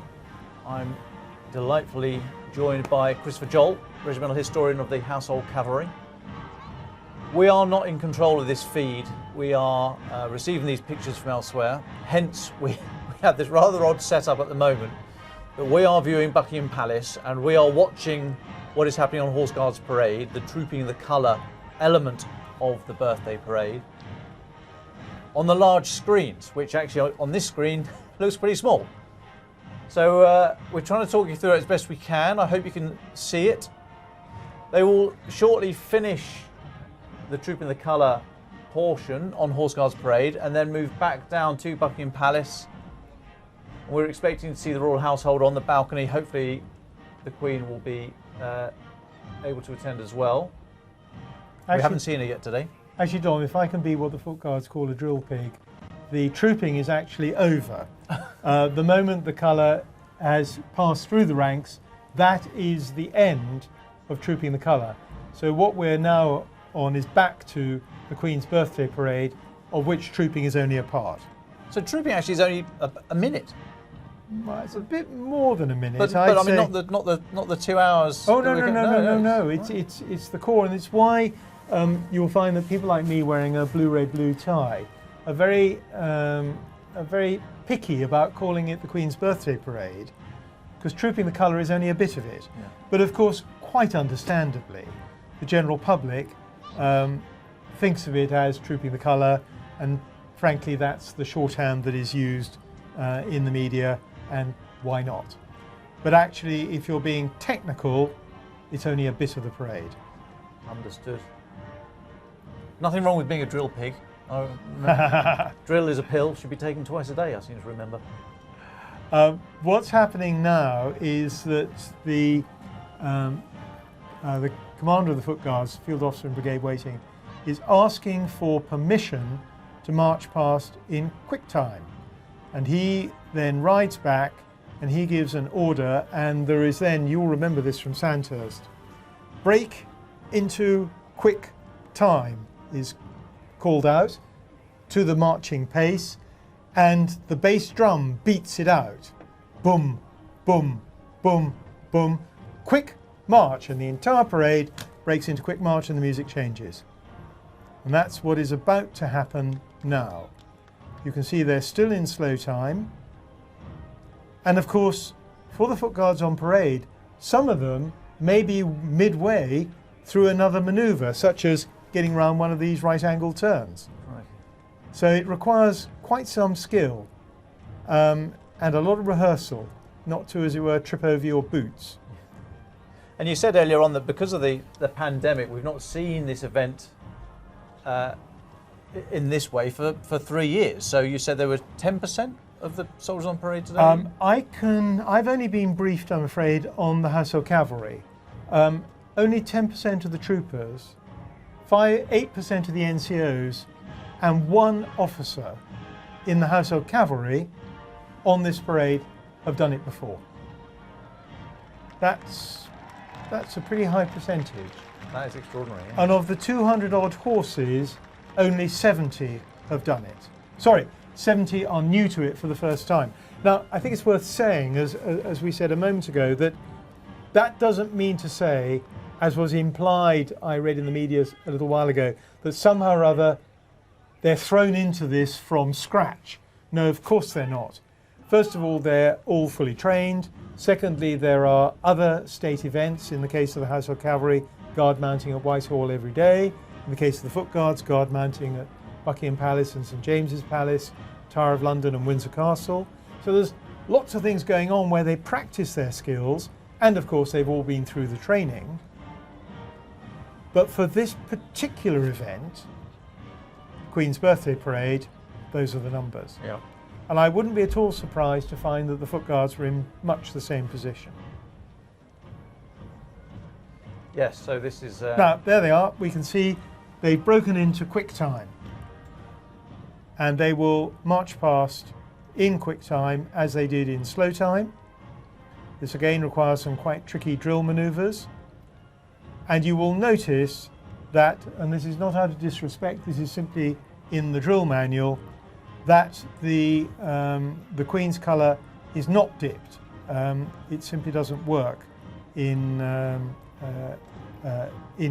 quick time. So that will go past, but I think I'm right in saying, and bear with me because I'm not a foot guard, that they allow the colour to fly. So in other words, the ensign releases the tail of the colour and it should fly in the wind as they go past the saluting base. We shall see if I'm right in just a moment. You should also say, just to remind people, that we are not controlling these images. That's why we have not got the live images from Horse Guards Parade, and we've now lost the live image of Buckingham Palace with the big screens showing what's happening at Horse Guards. So we're taking a nice little tour around the Victorian Memorial by the look of it. What's that up there? Media box? No. I think that is a media box, and to the left you can see the rather gorgeous Canada gates. These stands, of course, are not normally up for Queen's Birthday Parade, but they've been put up for the rest of the Jubilee celebrations and clearly are being used to very good advantage. And the audience in the stands are being able to see pretty much what Her Majesty the Queen is seeing inside Buckingham Palace, where she is doubtless watching the parade on a screen with a notebook in her right hand. She's probably watching us. She may even be doing that. How about that? By appointment, Dom. There'll be letters later. There will be letters. So we'll have to wait, I'm afraid, to see what's going on until the PA give us the view of the screens once more, and you'll be able to see whether I've been talking nonsense about the Queen's colour, but I don't think I have. Well, rather than try and second guess what we're going to be shown, let's take a little break now, another couple of minutes before the events on Horse Guards Parade come to a conclusion and they start coming back down towards Buckingham Palace. So stick with us. Another little break. I can tell you what will be coming up for those who've not seen this before. The Foot Guards will reform, and then King's Troop and the Household Cavalry will both rank past at the walk and then at the trot. And although I have to say this is a Foot Guards event, there are an awful lot of people watching it who will enjoy, I think, the sight of the King's Troop and the Household Cavalry on their magnificent horses. We'll be back with you shortly.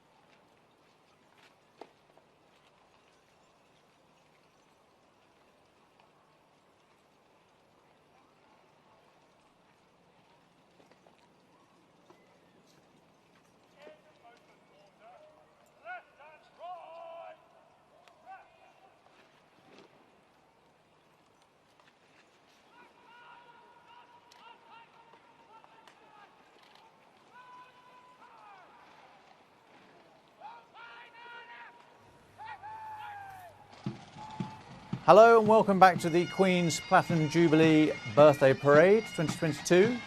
The colour has been trooped. I can explain exactly why that is so in a little while, because trooping the colour is only one small part of the event today. I'm Dominic Nicholls, the Telegraph's Defence and Security Editor, joined by Christopher Joll, the regimental historian for the Household Cavalry. We've now managed to get the live feed from Horse Guards Parade. We do not control the feed today, so we've been zipping about a bit, but we are back on Horse Guards Parade. Christopher, what are we seeing at the moment? Well, we rejoin Horse Guards Parade at really a very interesting moment, because the colour has been trooped, and then the foot guards, the 6 guards of the foot guards, have marched past in slow and quick time, and they've just reformed, and they have, for those who switched on a moment ago, you can see that they've done their dressing.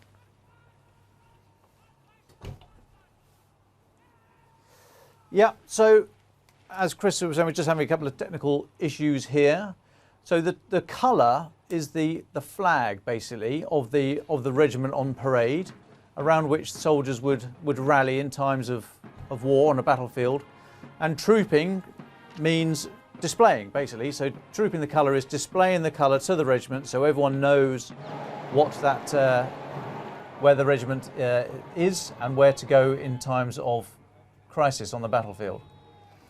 So as I've just said, we do not control the live feed, unfortunately, so we've left Horse Guards Parade. We're now back at Buckingham Palace. However, you can see on the feed here, you can see Horse Guards Parade. Right, I better tell you what's going on, Tom. Okay, as I was saying a moment ago, although I think there were a couple of technical difficulties with my mic, what is happening now is that the foot guards have done their stuff. They've marched around in slow and quick time. The band of the mass bands of the foot guards have moved off to the right of the screen, and the band of the Household Cavalry, comprising the Lifeguards and the Blues and Royals, with their 2 absolutely magnificent drum horses at the front and the state trumpeters at the rear, now move into position because we're about to experience the rank past.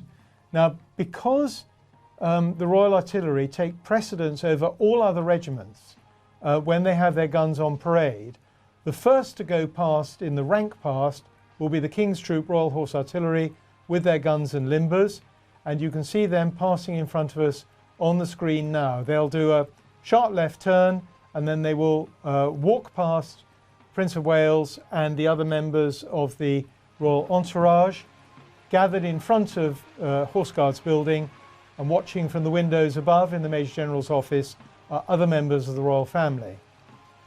Now, these guns were actually made in 1903. They're known as quick-firing 13-pounders. Oh dear, we seem to have lost the feed from Horse Guards. And these are royal limousines that are coming back from Horse Guards, presumably with some members of the royal family in them, but we may see who's in them as they get a bit closer, but carry on about the King's Troop Royal Horse Artillery.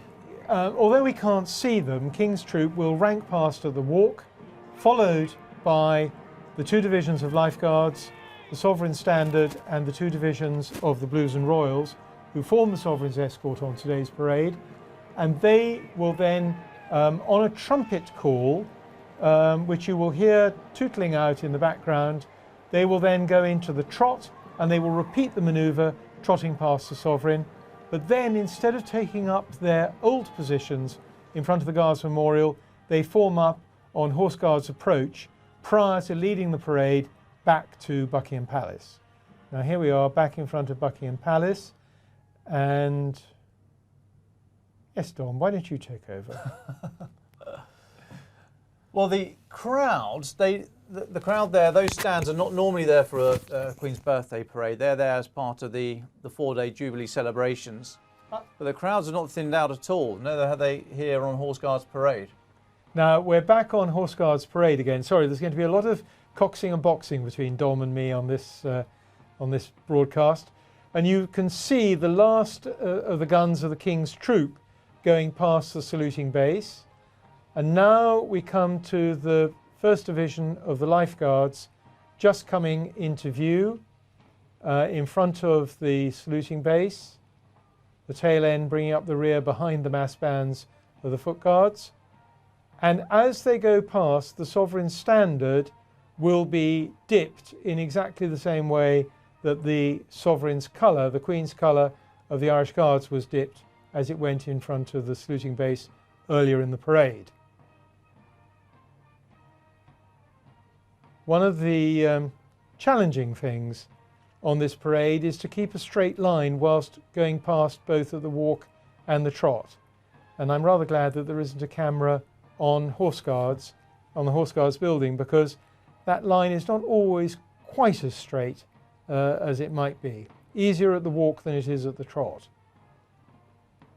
And the drum horses we spoke of earlier, Ed and Harry, they have yet to be officially named by the Queen. They will be given far more exciting names than Ed and Harry. Sorry to any Eds and Harrys out there. I'm not saying your names aren't exciting, but if you're an 18-hand horse, then you know I'd like something a bit more Neptune or Thruster or Crossways or something like that. So where are they at the moment? Where's Ed and Harry? If you look at the screen in front of us, you'll see the mounted bands, the mounted band of the Household Cavalry with the grey horses bringing up the rear. Those are the trumpeters' greys. And you can just see at the head, closest to the Horse Guards building, is the drum horse of the Lifeguards. Now you can tell it's a drum horse of the Lifeguards because the shabrack, or the cloth under the saddle, has a rounded end to it, and anyway the Lifeguards always take up a position on the right. The drum horse you can't see is that of the Blues and Royals, whose shabrack has a pointed end to it. And also, for those of you who are keen on silver, I can tell you that the drums are actually, although of silver, they are quite different. The Blues and Royals, originally the Royal Horse Guards, received theirs from King George III, and the Lifeguards had to wait until the reign of King George IV to receive theirs. For those of you who are interested in silver, I can tell you that the kettle drums of the Lifeguards, of which there are 2 pairs, were made by the famous English silversmith Paul Storr, despite which, and despite the fact that they're probably priceless, they are still carried on parade today, and you can see them in front should we ever get a close-up of the mounted band.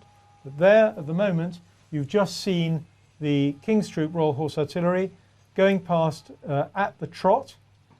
A fine sight, and if anybody's in the stands, there'll be an absolutely deafening jingle of harness and clip-clopping on the hard surface of Horse Guards. Quite an experience if you haven't done it. Now you see coming up behind the Sovereign's escort of the Household Cavalry, formed by the Lifeguards at the front. There's their standard. Ooh. And you will notice, you may notice, if you see the officer there waving his sword, that's called cutting. And actually the commands on the battlefield and the commands on this parade, oh dear, we have a loose horse. Queen will not like that. The cutting is designed to give orders. So I can't explain exactly what they are now, but when you see they're waving their swords around, it's nothing combative. They are actually giving orders to the troops behind them. And bringing up the rear of the Household Cavalry are the 2 farriers, one of the Lifeguards and one of the Blues. Slightly confusingly, again, if we get a close-up, you'll see that the tunic of the Lifeguards farrier is in fact black and not red. And that's because the farrier's job is to dispatch wounded horses on the battlefield, and that's why they're carrying those axes. So he has a black tunic so as not to show the blood. Sorry, a bit gruesome for some of our more squeamish viewers. That's where the red tunic came from, isn't it? That was so as not to frighten or put more fear into the ranks, so you couldn't see the blood. There is a loose horse that's right in and amongst it at the top of the screen there. Yes, one of the things about horses is they're herd animals, and therefore they like to stick with their chums. And so what is likely to happen is that loose horse is probably going to actually line up with the horses he's normally accustomed to being on parade with. There's a famous story told of a cavalry regiment, I can't remember which one it was now, that was returning to England from India, and it left its horses behind, left all but its very oldest horses behind. And the oldest horse on the farewell parade actually broke down his stables and rejoined his place on the parade, minus, of course, a rider. Now you see the mounted bands, the mounted band of the Household Cavalry moving off. They will do that at the walk. You'll be pleased to hear that the Household Cavalry mounted band only plays at the walk. Even then, it's quite a challenge for the riders because they're holding the horse either with one hand and playing the instrument with the other, or if they need both hands to play the instrument, they're controlling the horse either from a loop around their wrists or from reins attached to their feet. Kettle drummers have the reins attached to their feet, as you'll see if we get a close-up. Now they are in effect moving off the parade. The Household Cavalry move up onto the Horse Guards approach road, where they will wait, and the band of the Household Cavalry will halt just in front of Wren's Admiralty building, which you can see in the centre of the screen there. And this then becomes once again the Foot Guards parade, because I think it's worth reminding everyone that the Queen's Birthday Parade is actually the Foot Guards' gift to their sovereign. So they're doing this not for anybody else except for the reigning monarch. At the moment, obviously, Queen Elizabeth II. So what is going to happen next is that the Prince of Wales, the first thing that will happen is that the field officer in brigade waiting will ask permission to march off. And then the second thing that will happen is that the Prince of Wales will head the entourage back to Buckingham Palace at the head of the Queen's Guards. And that's a very, very important moment. Now, once they get to Buckingham Palace, and it's interesting that our feed has gone back to the palace balcony. Once they get back to the palace, in years gone by, the Queen would have actually taken a salute again at the palace gates. But that hasn't happened for a little while. But I have a sneaky suspicion, but we have no advanced knowledge of this, that you'll see the Queen appear on the balcony to take that salute, which she would customarily have done from between the gate piers of the central gates of Buckingham Palace. I can't be certain of that because nobody knows, and I suspect that the only person who knows is the Queen, who is undoubtedly sitting behind those windows watching the parade on television. Now, I see that pier, they're cutting around all over the place.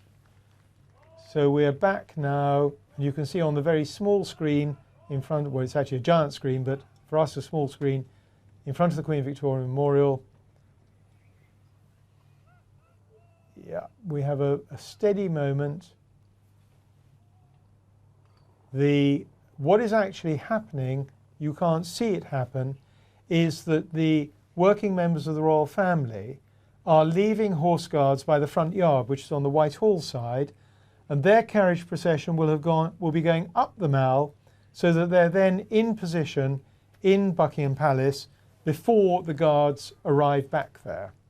We will probably, if I've learned anything from the see video that producer supplying us its feet, we will chop around and see those. We may see them coming. The royals heading back shortly. Yeah, they may. Their route is they get into the carriages in the front yard at Horse Guards on the Whitehall side, turn left onto Whitehall, left in Trafalgar Square, through Admiralty Arch, and then up the Mall. That's towards us now as we're looking at that shot. Yes, we are effectively. In fact, no, I think we are.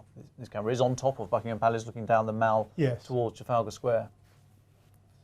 And who's that on the Mall at the far end? Then there's already. Would that be the? Oh, there we go. Here comes Royal Horse Artillery. If you recall, a moment ago we saw King's Troop, who ranked past at the walk and the trot, followed by the Household Cavalry. Well, King's Troop have got another job to do, which is to fire a salute in the park to mark not only the Queen's accession, but also for the Queen's Birthday Parade. So in fact, instead of firing 41 guns, I think I'm right in saying I have to look at my notes, but they're firing something like 80 rounds, and the Honourable Artillery Company, who fire the salute from the Tower of London, I think are firing in excess of 100 rounds. I'm just looking through the 105-page media brief from the MOD, which I got 2 days ago. Thank you for that. Been trying to ingest it like a foie gras goose for the last 2 days, so I might not be able to find that piece of information.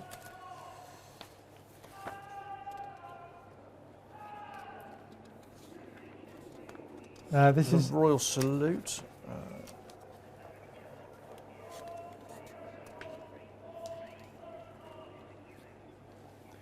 just watching. You can see King's Troop coming up, and we were told earlier by our editor that in fact the problem at the lower end of the Mall, by Admiralty Arch, which was creating a problem for the Sovereign's escort when they went down the Mall for the start of the parade, was because of some protesters who had gathered at that end. And I suspect that they may still be there because there was a bit of toing and froing amongst the horses of King's Troop.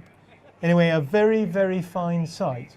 King's Troop Royal Horse Artillery, led by their battery commander, riding up the Mall now so that they can then carry out their rounds. And as I said, it will be 82 rounds that will be fired, 21 for the coronation anniversary and 20 because it's taking place in a royal park.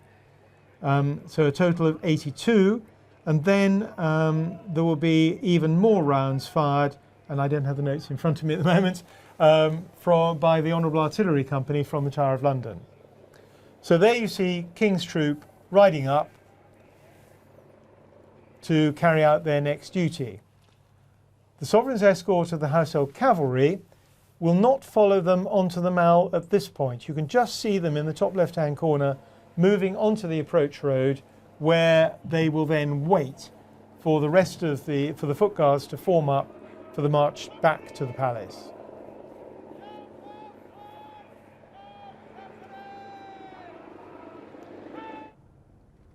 There you see King's Troop coming up the Mall.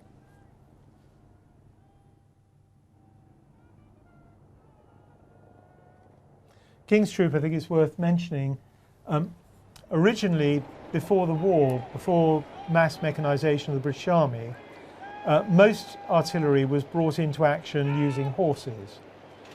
And in 1940, well, after the Second World War anyway, I'm not exactly sure of the exact date, King George VI, who was then our sovereign, said that he wished for a troop of horse-drawn artillery to be included in the ceremonies of the British Army in London. And he decreed that it should be called the King's Troop. And when the present Queen came to the throne, in honour of her father, she said that rather than changing it to the Queen's Troop, it should remain as the King's Troop. And so it has done ever since.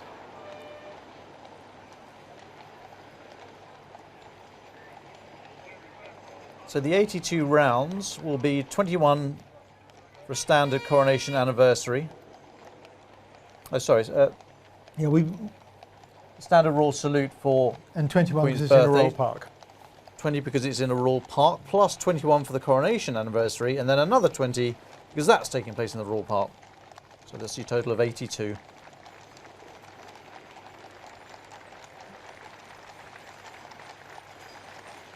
Now, if you look closely, you can see that a fair proportion of the soldiers serving with King's Troop Royal Horse Artillery are in fact ladies. And you can tell that because of the buns. Their hair is gathered up in a bun beneath the back of their busbies. And I'm told that something like 80% of the soldiers in King's Troop are now women. The percentage of women serving with the Household Cavalry has also increased, but is not yet at that level of percentage. It's very high. There were a couple of cheeky horses earlier on, as we saw coming down the Mall. We've not seen the loose horse. That must have been taken under control on Horse Guards. They always go much faster when they haven't got anyone sat on them, I find. I'm reminded of that every Grand National Day, to my cost. Looking at this now, you can see that in the British Army it's traditional that every officer on parade has a trumpeter. Now there's again a reason for that. I said that orders in the Household Cavalry on parade were given using a sword. But in fact, some of them are given in the Household Cavalry by a trumpet, and in units like the King's Troop by a bugle. So every officer who has to give orders will have accompanying him a bugler or a trumpeter. And you saw that happening there. Now you see the start of the what was the Sovereign's escort, now the 4 divisions of the Household Cavalry, moving onto the Mall at the bottom end. Here we are back on Horse Guards Parade, where the mass bands of the Foot Guards are now going to march across the parade ground prior to following closely behind the royal party, which will in turn be followed by the Guards. On a day like today, this really is a glittering parade, Dom. Oh, it's gorgeous. It's a gorgeous day. You are watching live coverage of the Queen's Platinum Jubilee Birthday Parade 2022. Thank you for joining us here at the Telegraph. I'm Dominic Nicholls, the Defence and Security Editor, and joining me today is Christopher Joll, Regimental Historian for the Household Cavalry. We have watched the trooping of the colour. However, the rest of the event is the Queen's Birthday Parade. These are live pictures. We're not in control of the live pictures, so we are jumping around a little bit. And I can tell you now what's happening. The mass bands are moving off the parade ground, followed immediately behind by the Prince of Wales, who's just riding past a marker. He will be followed by the Princess Royal and the Duke of Cambridge. Following them will be the other colonels of the Foot Guard regiments, and behind them will be the massed ranks of the Guards who've been on parade. Because the real significance of this return to the palace is that it is the Sovereign, in this case the Prince of Wales representing the Sovereign, who is leading his or her Guards back to Buckingham Palace, where incidentally they will then start to do their normal duties. And I think this also makes the point that there is a very close relationship between the monarch and the soldiers, officers and soldiers of the Household Division, which is made up of the Household Cavalry and the Foot Guards. It's a very close relationship indeed. Well, as you said, I mean, this is a birthday present from the Household Division to the monarch, and it's also a state event. Would that be fair? It is a state event. There are only a limited number of state events. Obviously, the state opening of Parliament, the state visits by foreign dignitaries, the Queen's Birthday Parade, obviously a coronation, a royal funeral. There are a number of events that don't occur regularly, thank goodness, that are designated state events. I think the wedding of the Duke and Duchess of Cambridge was a state event, whereas that of more junior members of the royal family are not considered as state events. Nonetheless, they get a lot of the trappings. Now here you see the senior members of the royal family, working members of the royal family, who were not on the parade, who went down at the beginning, and there you see the Duchess of Cornwall waving to the crowds wearing blue, and on her left is the Duchess of Cambridge, and sitting in front of them are the 3 Cambridge children, one of whom, of course, will be a future king. In the carriage behind, which whipped past at a fair old rate, was the Earl of Wessex, not as he's customarily dressed in the Highland uniform of the London Scottish Regiment, because that's now been absorbed into a new Guards regiment. It's actually a reserve regiment called the London Guards, of which he's colonel. That's interesting. You mentioned that earlier. That's never been seen before. This is the first event where the London Guards Regiment has been represented. Yes, and it is only a single representation. As far as I know, the London Guards, 1st Battalion London Guards, has not been deployed on the birthday parade, although of course that might happen in the future. But they were only formed on the 1st of May, and so this is the first time that their colonel, the Earl of Wessex, has had the opportunity to wear their uniform. And the one thing I did note was, and I have sympathy with him for this, he wasn't wearing a bearskin cap. He was in fact wearing the flat cap that is worn as an alternative when not mounted and on parade. Incidentally, nobody has mentioned yet what's happened to the Duke of Kent, who is Colonel of the Scots Guards. As far as I saw, he wasn't in that carriage procession. He no longer rides on the parade. So my guess, and it's going to be interesting to see if I'm right, is that he's been watching the parade with the Queen at Buckingham Palace and will appear with her on the balcony in his uniform as Colonel of the Scots Guards. I may be wrong, but we'll find out in a minute. Now here you see a really magnificent sight, the mounted band of the Household Cavalry, with on the left the drum horse of the Lifeguards carrying the Paul Store silver kettle drums, and on the right the drum horse of the Blues and Royals carrying those silver kettle drums presented to the regiment by King George III. These are incredibly valuable instruments, and it's actually extraordinary that they are still carried on parade. They're held onto the saddle by straps, and I have to tell you that on one occasion one of the straps broke and one of the kettle drums very nearly hit the ground. It didn't actually, but it very nearly did. I was actually on the parade at the time that happened. Oh, wow. I was in the stands, but I saw what happened. So those horses, that's Harry on the, as we look at it on the feed, that's Harry on the left, the Lifeguards drum horse, and Ed on the right, the Blues and Royals drum horse. They are going to be officially named by Her Majesty the Queen in a naming ceremony yet to take place. They're just to the left of that shot as we're looking at it there. That's the Lifeguards drum horse there. But and you'll see that the trumpet banner, the drum banners are not hung around the rims of the drum, but are sort of draped halfway across it. And there's a very simple reason for that. It's nothing to do with music or anything to do with that. It's to show off the fact that these drums are really quite magnificent. So that is Ed there, front and centre, 17.1 hands, 780 kilograms. No, Dom, I think no, that's not. That's Harry. Is it? That's the Lifeguards drum horse, okay. Harry. Sorry about that. 18 hands, even bigger. 18 hands and 845 kilograms. You wouldn't want him on your foot.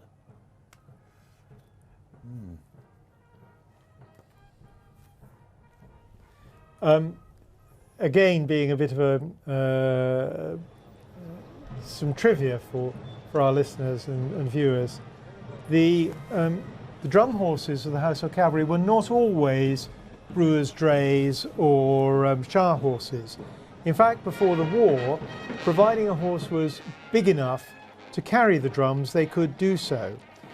And whereas today you'll see that the horses don't have the hairs cut around their fetlocks, they have what's called feathers.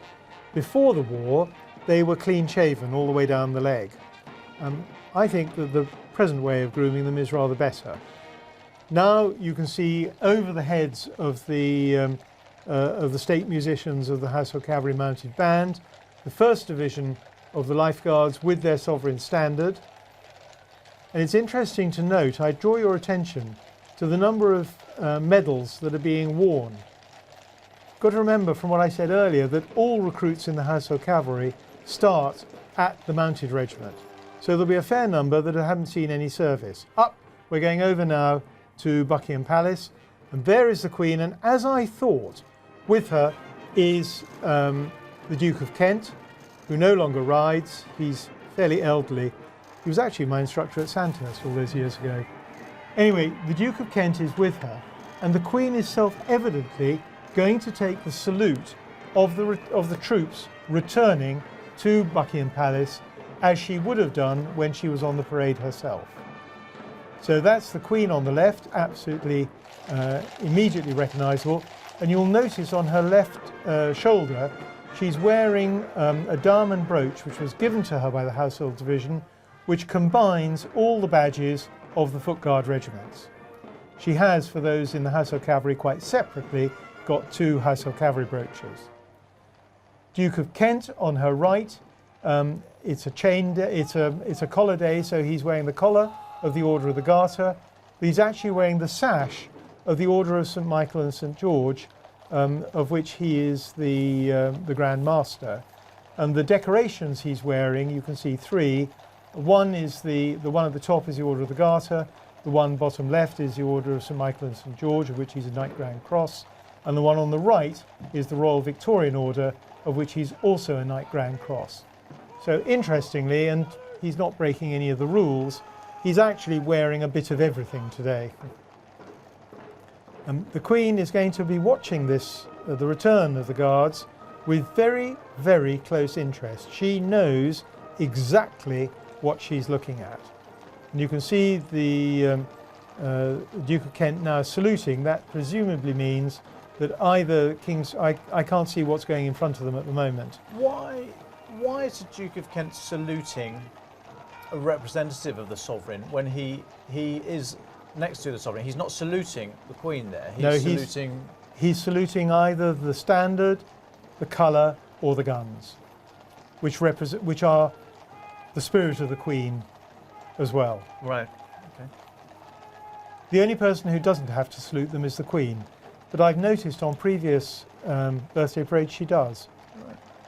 Because they're all the guns aren't consecrated, but the colours and the standards are. So that's why the Duke of Kent is saluting.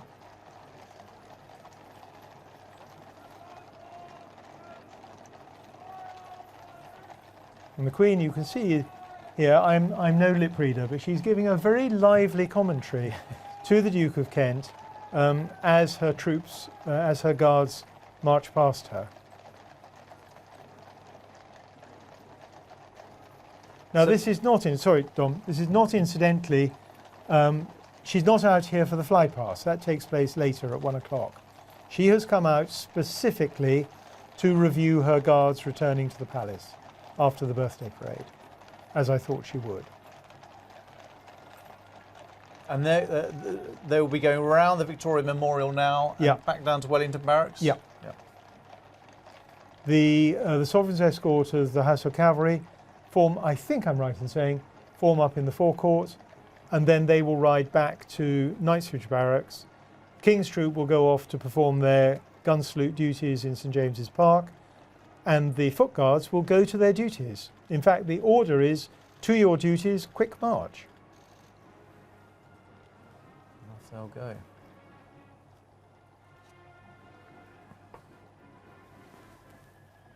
This is it's not a departure. Any newspaper that writes that this was a departure has, I'm afraid, got it wrong.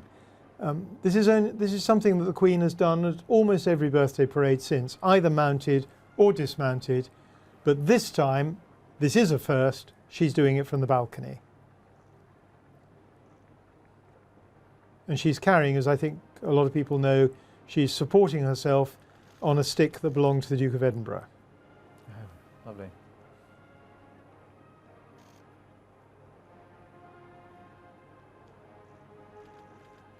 Something has obviously amused her. Looks like she's enjoying herself, yeah. Yeah.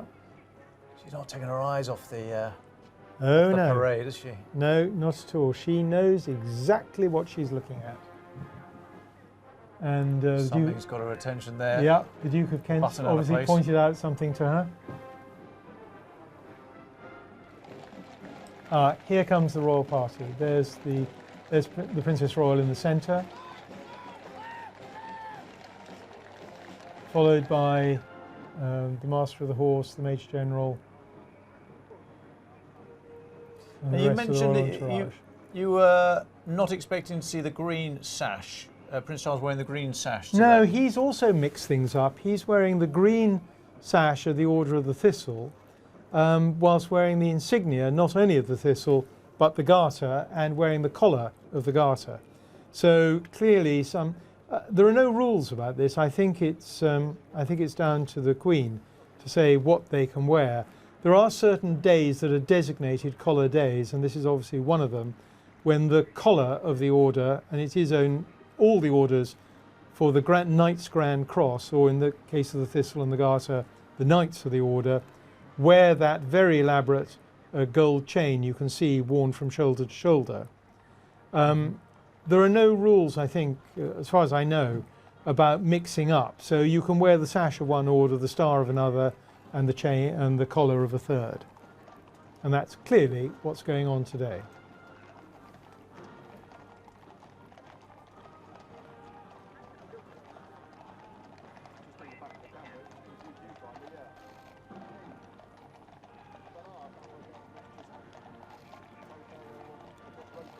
Good question as to what Duke of Kent is saluting, but it will undoubtedly be a colour or a standard. Thinking now, as we've just seen the royal party move in front of the Victoria Memorial, that's bound to be the Queen's colour of the Irish Guards.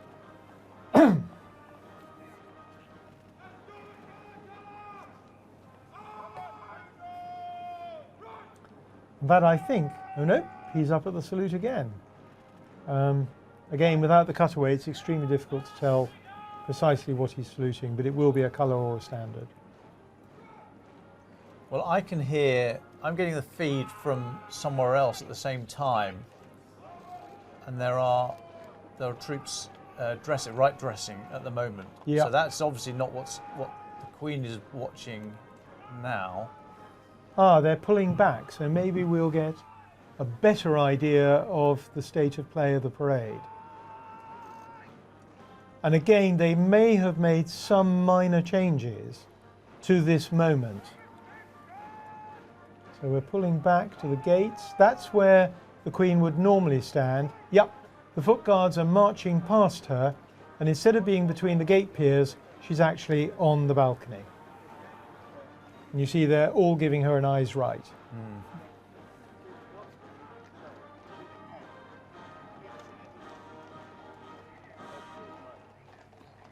A great moment for them. And now you can see on the right the mounted officers, one in the blues, the Major General and the Gold Stick.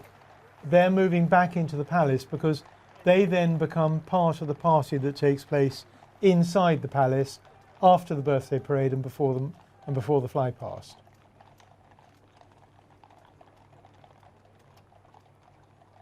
When everybody's marched past, I think you can be pretty sure that the Queen's going to go back inside. She's not going to hang around there until 1 o'clock for the flypast.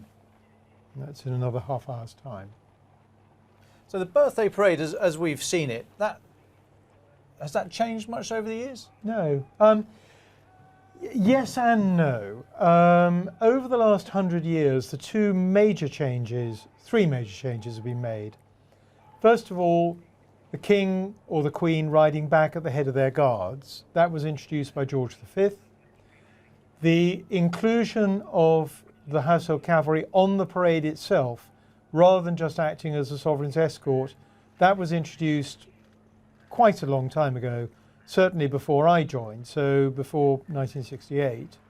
Now you see the Queen going back inside, as I was pretty confident that she would do. And then the inclusion of King's Troop Royal Horse Artillery is a much more recent event, at least as far as being on the parade is concerned. That happened about 20 years ago. So yes, the parade has evolved, and of course it's evolved from the Queen riding on the parade on her famous charger Burmese, through to the point where she no longer felt able or confident enough to ride on that parade, and then she adopted the ivory phaeton, which had been made for Queen Victoria, and then more recently, because at the end of the day she is in her 90s, she came in a closed carriage. But today, for the first time, she hasn't actually been on the parade itself. And frankly, if I was 97, I'm not sure I would be either. We'll still be here. or indeed still be here. And now you see that they've cut to the Royal Standard flying over Buckingham Palace. It's worth noting that that particular Royal Standard is the largest one in existence and is only flown on high days and holidays, or probably to be more accurate, on state occasions. Normally they fly a rather smaller one. You can see that is simply huge. Yes. And very good it looks too. So there's now going to be a brief pause.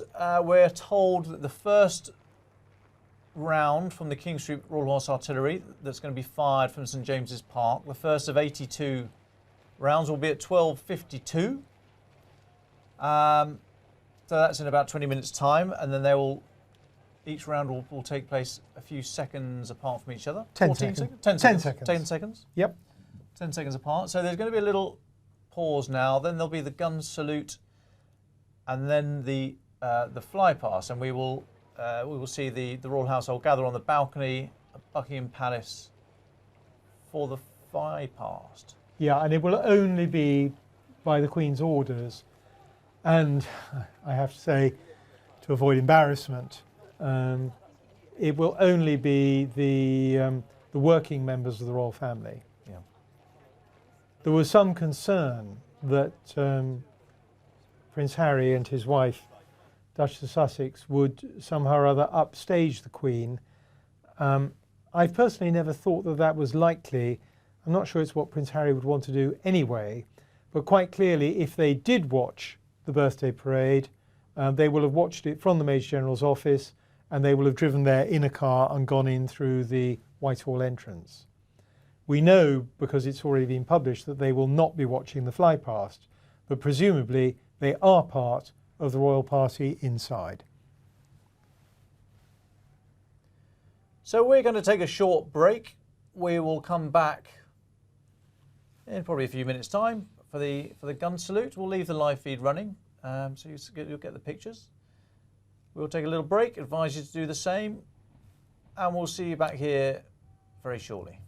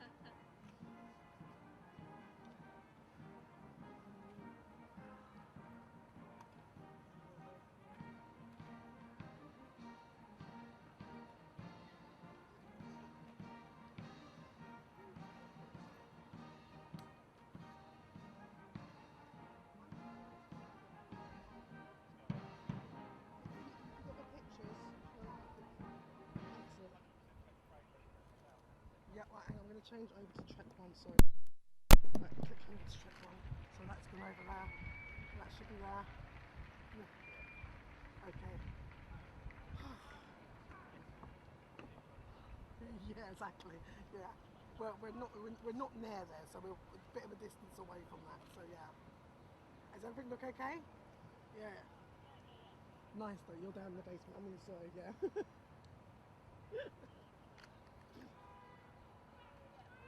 That's good. Brilliant. Thank you. All right, take care. Thanks a lot. Bye. Bye.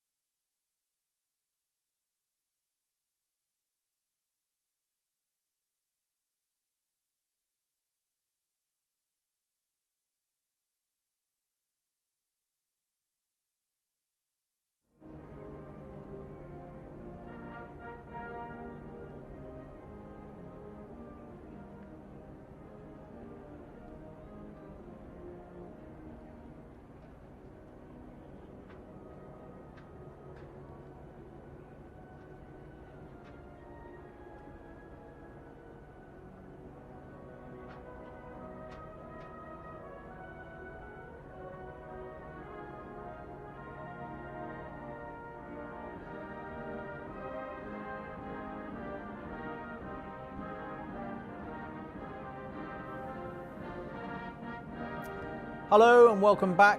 You're watching live coverage of the Queen's Platinum Jubilee Birthday Parade 2022. Thank you for joining us here at the Telegraph. I'm Dominic Nicholls, the Defence and Security Editor. I'm joined today by Christopher Joll, the Regimental Historian of the Household Cavalry. We have had the start of the birthday parade. We've watched Trooping of the Colour, and we are now on to the second part of the birthday parade itself. You see the public there coming down the Mall, controlled by the police, coming down the Mall towards Buckingham Palace. We're expecting the royal household to appear shortly on the balcony, and the gun salute from the King Street Royal Horse Artillery will start very shortly from St James's Park. 82 rounds going off, one every 10 seconds. That will start shortly. And then there'll be a flypast. But Christopher, what have you noticed so far about today? Anything stick out for you so far? I think there are two things that really stand out for me. The first is that to all intents and purposes, this has been a perfectly normal Queen's Birthday Parade. It's gone on from start almost to finish as though the Queen was on parade and nothing had changed. In fact, the only thing that has changed is that instead of the Queen being on parade, either on a horse or more recently in a carriage, she's been represented by His Royal Highness the Prince of Wales, who of course will be our next king. So he's been doing the job that she would normally do. And because he was doing that, nothing on the parade had to change. And indeed, nothing has changed. It wasn't necessary to downscale from a sovereign's escort to a Prince of Wales escort, which is much smaller, because the Prince of Wales was, to all intents and purposes, for this parade, the Queen herself. The second change, and this is a real change, is the manner in which the Queen has actually participated in the parade. Now, a lot of commentators thought before 20 minutes ago that the Queen would only appear on the balcony for the flypast, which we are about to see.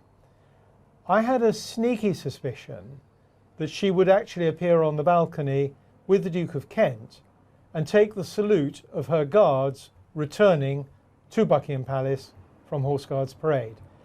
And I'm very happy that that's exactly what she did. So my sneaky guess was absolutely correct. And then, of course, she didn't stay on the balcony. She and the Duke of Kent left the balcony for the party that goes on in the staterooms behind the balcony, whilst waiting, first of all, for King's Troop to fire their salutes. She won't, I believe, witness that from the balcony, because actually she probably can't see King's Troop from the balcony. She'll certainly hear them, as will indeed most people in central London. But she will appear on the balcony for sure for the flypast by the RAF, which is particularly large this year. It is. We'll speak about that in a moment. You're about to see, oh, there you go, the first round of 82 from King Street Royal Horse Artillery. The Royal Salute. So this is now going to carry on for about 14 minutes, one round every 10 minutes. So we 10 will, seconds. 10 seconds, crikey, one every 10 minutes. One every 10 seconds. And we will cut away from there shortly, I imagine, and that will give us a chance to have a look at the flypast. For those of you of a nervous disposition, I want to assure you that the King's Troop Royal Horse Artillery are firing low charge blanks. So they make quite a noise, but there's not a great deal of power behind them, although you would not want to be standing in front of the guns when one of them goes off. Your eardrums would be shattered for a start, and you might actually be injured. Second thing to say, for those of a military bent of mind, is that these are original quick-firing 13-pounder field guns that were designed for the British Army in, I believe, 1903, and which actually we were in use during the First World War. They're particularly appropriate for ceremonial gun salutes, both because of their size, because of the fact that they are quick-firing. It's easy to get the rounds in and out of them, and because, well, actually I think those are the two best reasons. Yeah. So what you're seeing is guns, one of which I believe actually was used in the First World War. certainly this model of gun was used in the First World War. Whether all of them on this parade were or not is open to question. And of course, these guns, which are now well over 100 years old, have to be maintained. So at King's Troops Barracks, there is a gun park where these guns are as lovingly maintained as any piece of military equipment in service. I'd be disappointed if I anything less. Well, apart from anything else, you've got to make sure they work. Yeah. So it's not just a matter of making sure that they're brightly polished and the white blanco on them is spotless. They've actually got to work because they've got to fire around. I mean, and there were some issues with the salute when the Duke of Edinburgh died on his state funeral around the country. In fact, around the world, there were a few little bits and pieces that needed tightening up. And it was said that his final great act of service to his wife, to the monarch, was that he went first and gave us all a good rehearsal. Yes. It was a sad day, the day the Duke of Edinburgh died. And of course, he did not receive a state funeral. He received a ceremonial funeral, which is a downgrade from a state funeral. The actual rules about what is or is not a state funeral are laid down, but they are almost like everything to do with the British Constitution, flexible.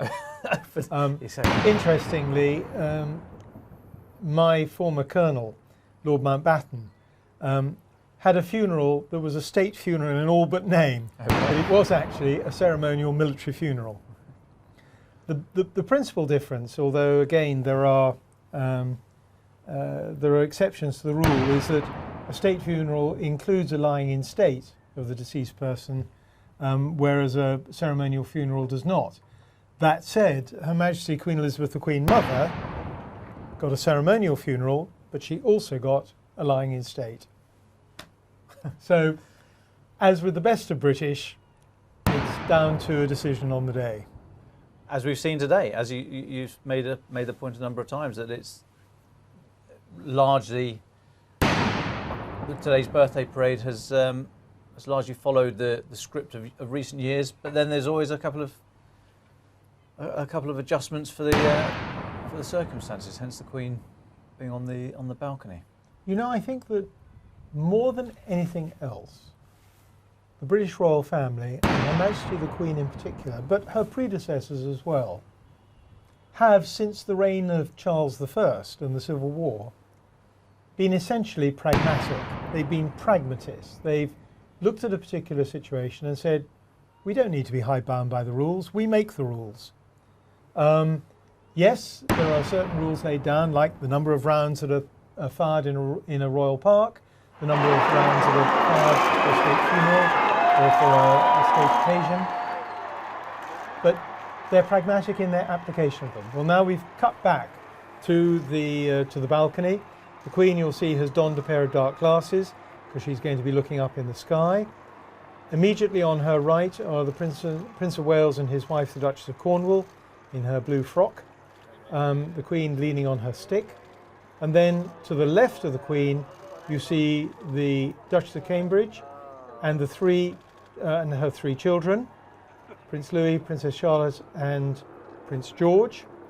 Just moving out of camera shot behind them was His Royal Highness the Earl of Wessex, in his uniform, as I speculated earlier, in his uniform worn for the very first time as Colonel of the newly formed London Guards.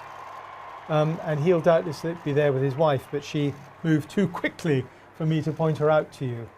And unless we go to a wide shot, I can't tell you who else is going to be on the balcony. But the one thing I can tell you for sure, because it's been announced, is that Prince Harry and his wife Meghan will not be on the balcony because they are not members of the royal family. Slightly wider shot. There's a wider shot there, yeah. So you can see to the on the wider shot, the Duchess of Cornwall. To her right is the Princess Royal. To her right, the Princess Royal's right, is her husband, Rear Admiral Sir Timothy Lawrence. And then to the left of them, I can't quite see. Is that the Duke of Kent? Is that the Duke of Kent? No. Further to the right? Further to the right? I'm going to go and have a look. Yes, that's the Duke of Kent. That's the Duke of Kent in his uniform of the Scots Guards. Hidden by the lanterns on the right, well, we maybe get a panning shot in a moment. Well, obviously the Earl of Wessex and his wife and children. It'll be very interesting to see how, over the coming months and years, the Earl of Wessex, who's been rather on the sidelines, is actually brought back into the middle of the royal family for public duty purposes.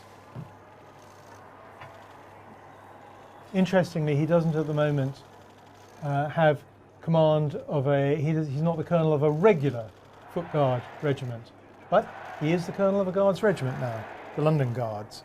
And I think I can just hear the household division giving me 3 cheers to Her Majesty. They'll be in the forecourt, below. Here comes. Now this is the start of the flypast. This is it's led by a Royal Navy Wildcat, the smaller one at the front, and then you've got 2 Merlin anti-submarine warfare aircraft behind that. The large bulge just under the nose of the Merlin is the radar that spots things on the sea, on the surface of the sea. Look at that crowd, Dom. It's huge. It's amazing. I'm going to leave you to the commentary on because you're a helicopter pilot, so you can deal with this. Yes. So, in order of precedence, Navy, Army, Air Force. So we've had the Royal Navy Wildcat, the Royal Air Force Merlin, and we're now going to get 3 Army Apache attack helicopters. So those are Merlins. So it's a Navy Wildcat, the Army Apache and Wildcat, and then the RF Pumas and Chinooks will follow on shortly. There's the Chinooks, the big 2 rotors, one at either end. Lovely aircraft, the Chinook. It's very interesting that you'll know this better than me, but in Afghanistan, the undertaking given to troops was that if they were wounded, a Chinook would evacuate them within 30 minutes. Yeah, 30 minutes to a Roll 1 hospital. Back to Bastion. If you were wounded in Helmand, you would be seen by a surgeon quicker than if you were knocked over on the streets of London or any other large city in the UK. It was incredible. But we had the MERT, the Medical Emergency Response Team, very, very brave pilots and medical crews that would fly in under fire to pick you up, and that gave great comfort to the soldiers on the ground. And did they carry out operations in the Chinooks? They were surgically trained, but their role was to keep you alive, to get you back to Bastion, basically. Now here's the Battle of Britain Memorial Flight. That's a Lancaster bomber, 3 Spitfires and 2 Hurricanes from the Royal Air Force Battle of Britain Memorial Flight. That's my only connection with this parade, this part of the parade. My father was a Battle of Britain fighter pilot. Oh, terrific. Thought I'd get that in, little tribute to him. And here we are. This is the latest fleet of training aircraft. So if you join the forces and you're going to fly fixed-wing planes, most obviously for the Royal Air Force, but you will train on these, the Phenom and the Texan, single Phenom, 4 Texans there on the edges. And after that, we move up to some of the heavy stuff. We're about to see 3 Royal Air Force Hercules C-130s, Charlie 130s, or Fat Alberts as they were affectionately known as. Going out of service, the Hercules, but they are incredible aircraft. I had to jump out of them when I was parachuting. Great aircraft. Very noisy though.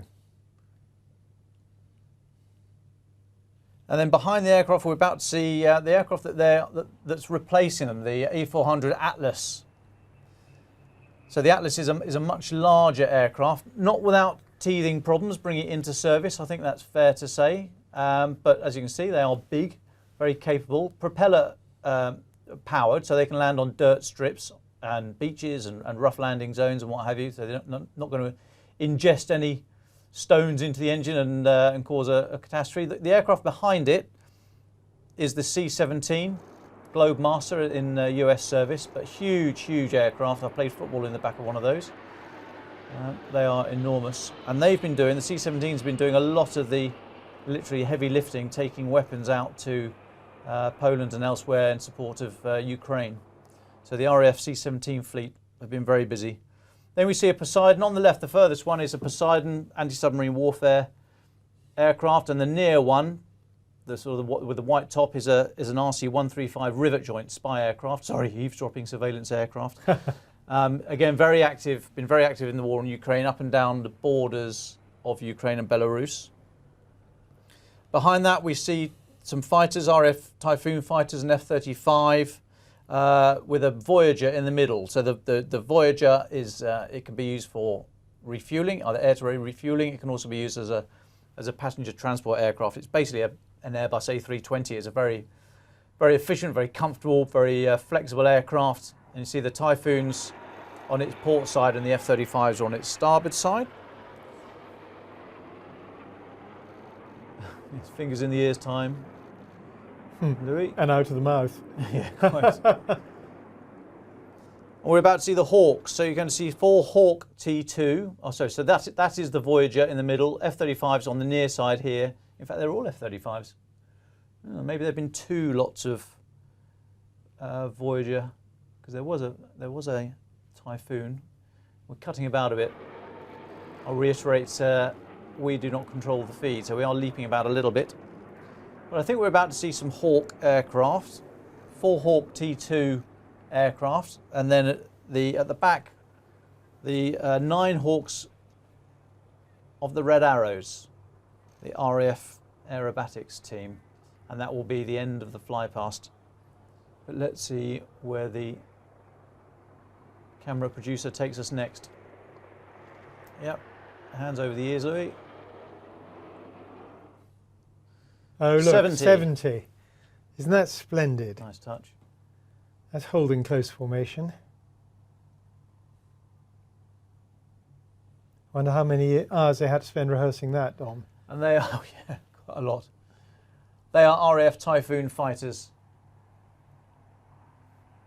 Typhoon fighters currently in Romania doing the air policing over the Black Sea and also in Cyprus. And here's the Red Arrows trailing white smoke at the moment. They'll shift to change to red, white and blue as they approach Buckingham Palace. There we go. There we go.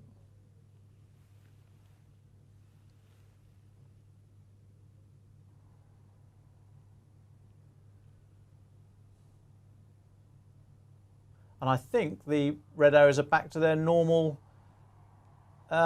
display season. Obviously, it was massively affected during the pandemic, as with everything else. But I think they're back to normal now. They'll certainly tell us. How do you know if there's a pilot in the room? Because he'll tell you.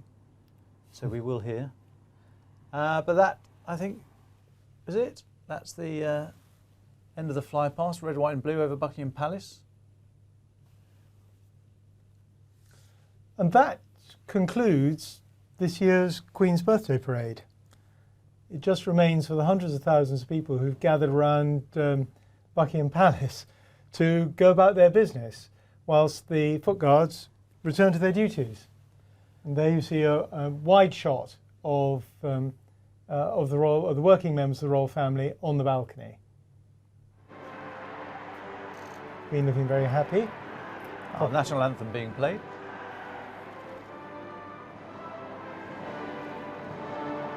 Of course, nobody's saluting because they're not wearing hats. The men, that is.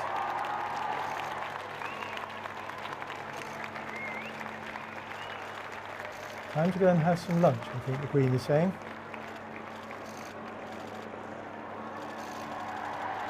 The doors will magically open in front of her. You can be assured there's a footman on either side. Well, she certainly seemed to enjoy herself. I mean, she was very animated, smiling. Yep.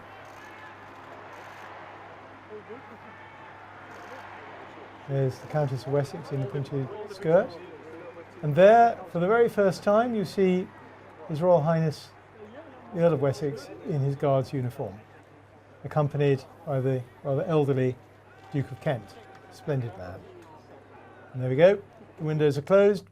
That's it, chaps. You're all going to have to go home. Wow, that's fantastic. What a lovely day. Look at those crowds. This is pretty amazing, isn't it? I was once at the birthday parade and was invited to lunch in St James's, the club in St James's. And I can tell you, it took me 20 minutes just to get across the Mall. 20 minutes. The crowd was that thick.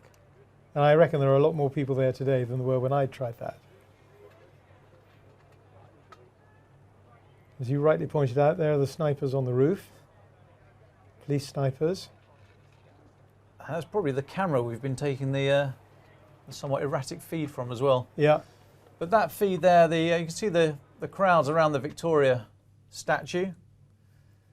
Now we got a Just incredible. There's the King Street Royal Horse Artillery leaving St James's Park. Back to Woolwich Barracks. but they won't ride all the way. They'll box up and take their horses back. They have ridden. They've done it, I think, once or twice. But it's quite a long ride from Woolwich to central London.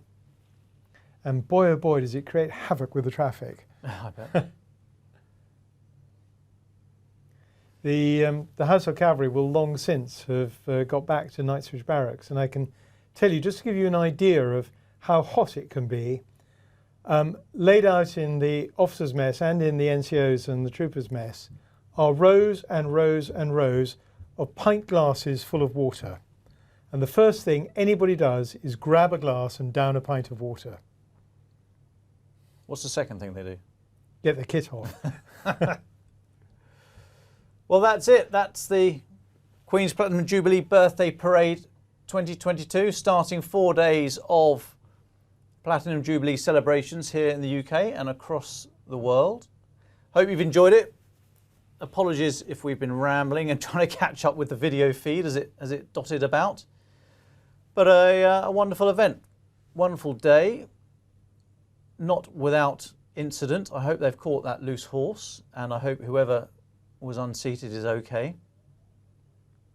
He'll be very embarrassed, you can be sure of that. Well, after they've all had a drink of water, I think, yes, he or she will be getting the next round in. But there we see central London, crowds around Trafalgar Square. Look at that. That's amazing. There must be 1 million people on the streets. I don't think I've ever seen a crowd that big. I'm trying to think back. No. I really can't. Royal weddings? No, probably not. Incredible. That's Trafalgar Square, just on the right hand side there, the 4th plinth, which at the moment is adorned with a big ice cream. That changes periodically. Do you know why the 4th plinth is bare? No, why? I'll tell you. When the square was originally laid out, the idea was to have 2 equestrian statues at the northeast and northwest corner.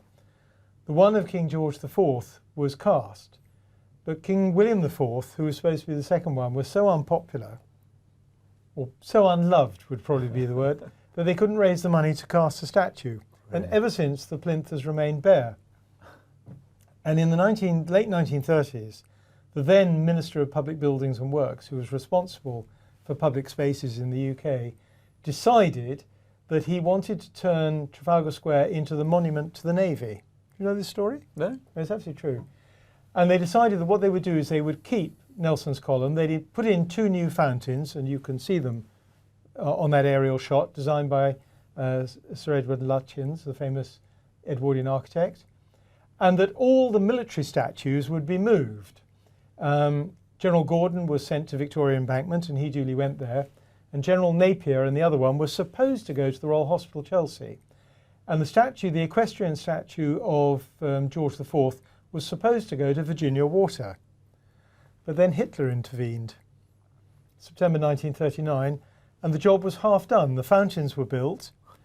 The poor old General Gordon had been removed to Victoria Embankment, but the war stopped the rest. And you now have the slightly absurd position of socialist mayors saying, thou shalt not move these statues. Or sorry, thou shalt move these statues because they're horrid colonial symbols of the past. But actually, it was a Conservative government back in 1939 that decided to move them. There we go. There's a little ironic story with which to finish the Queen's Birthday Parade. Well, thank you. And Christopher, thank you for all your input today. It's been absolutely fascinating. Who are we watching here? This looks like St James's Park. It's the band of the Royal Artillery. But thank you for watching the feed today. We've jumped about a little bit. There we go. There's a couple of boom mics. Must be of great interest to someone, and a transit van. But thank you so much for watching the Telegraph today. We're going to do a few more of these as the events lend themselves. But thank you very much for watching. Christopher, thank you for your time. Great pleasure. Much appreciated. Thanks for asking me, Dom. Thank you for watching today, and we wish you a very good afternoon.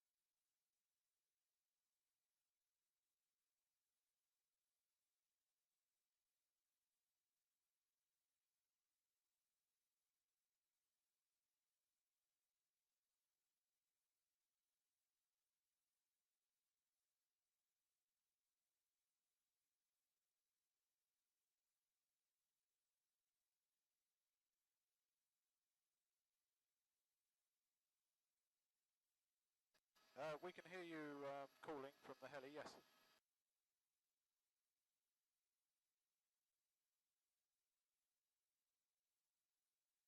Yeah, we'll back off over to the other side of the river, far away.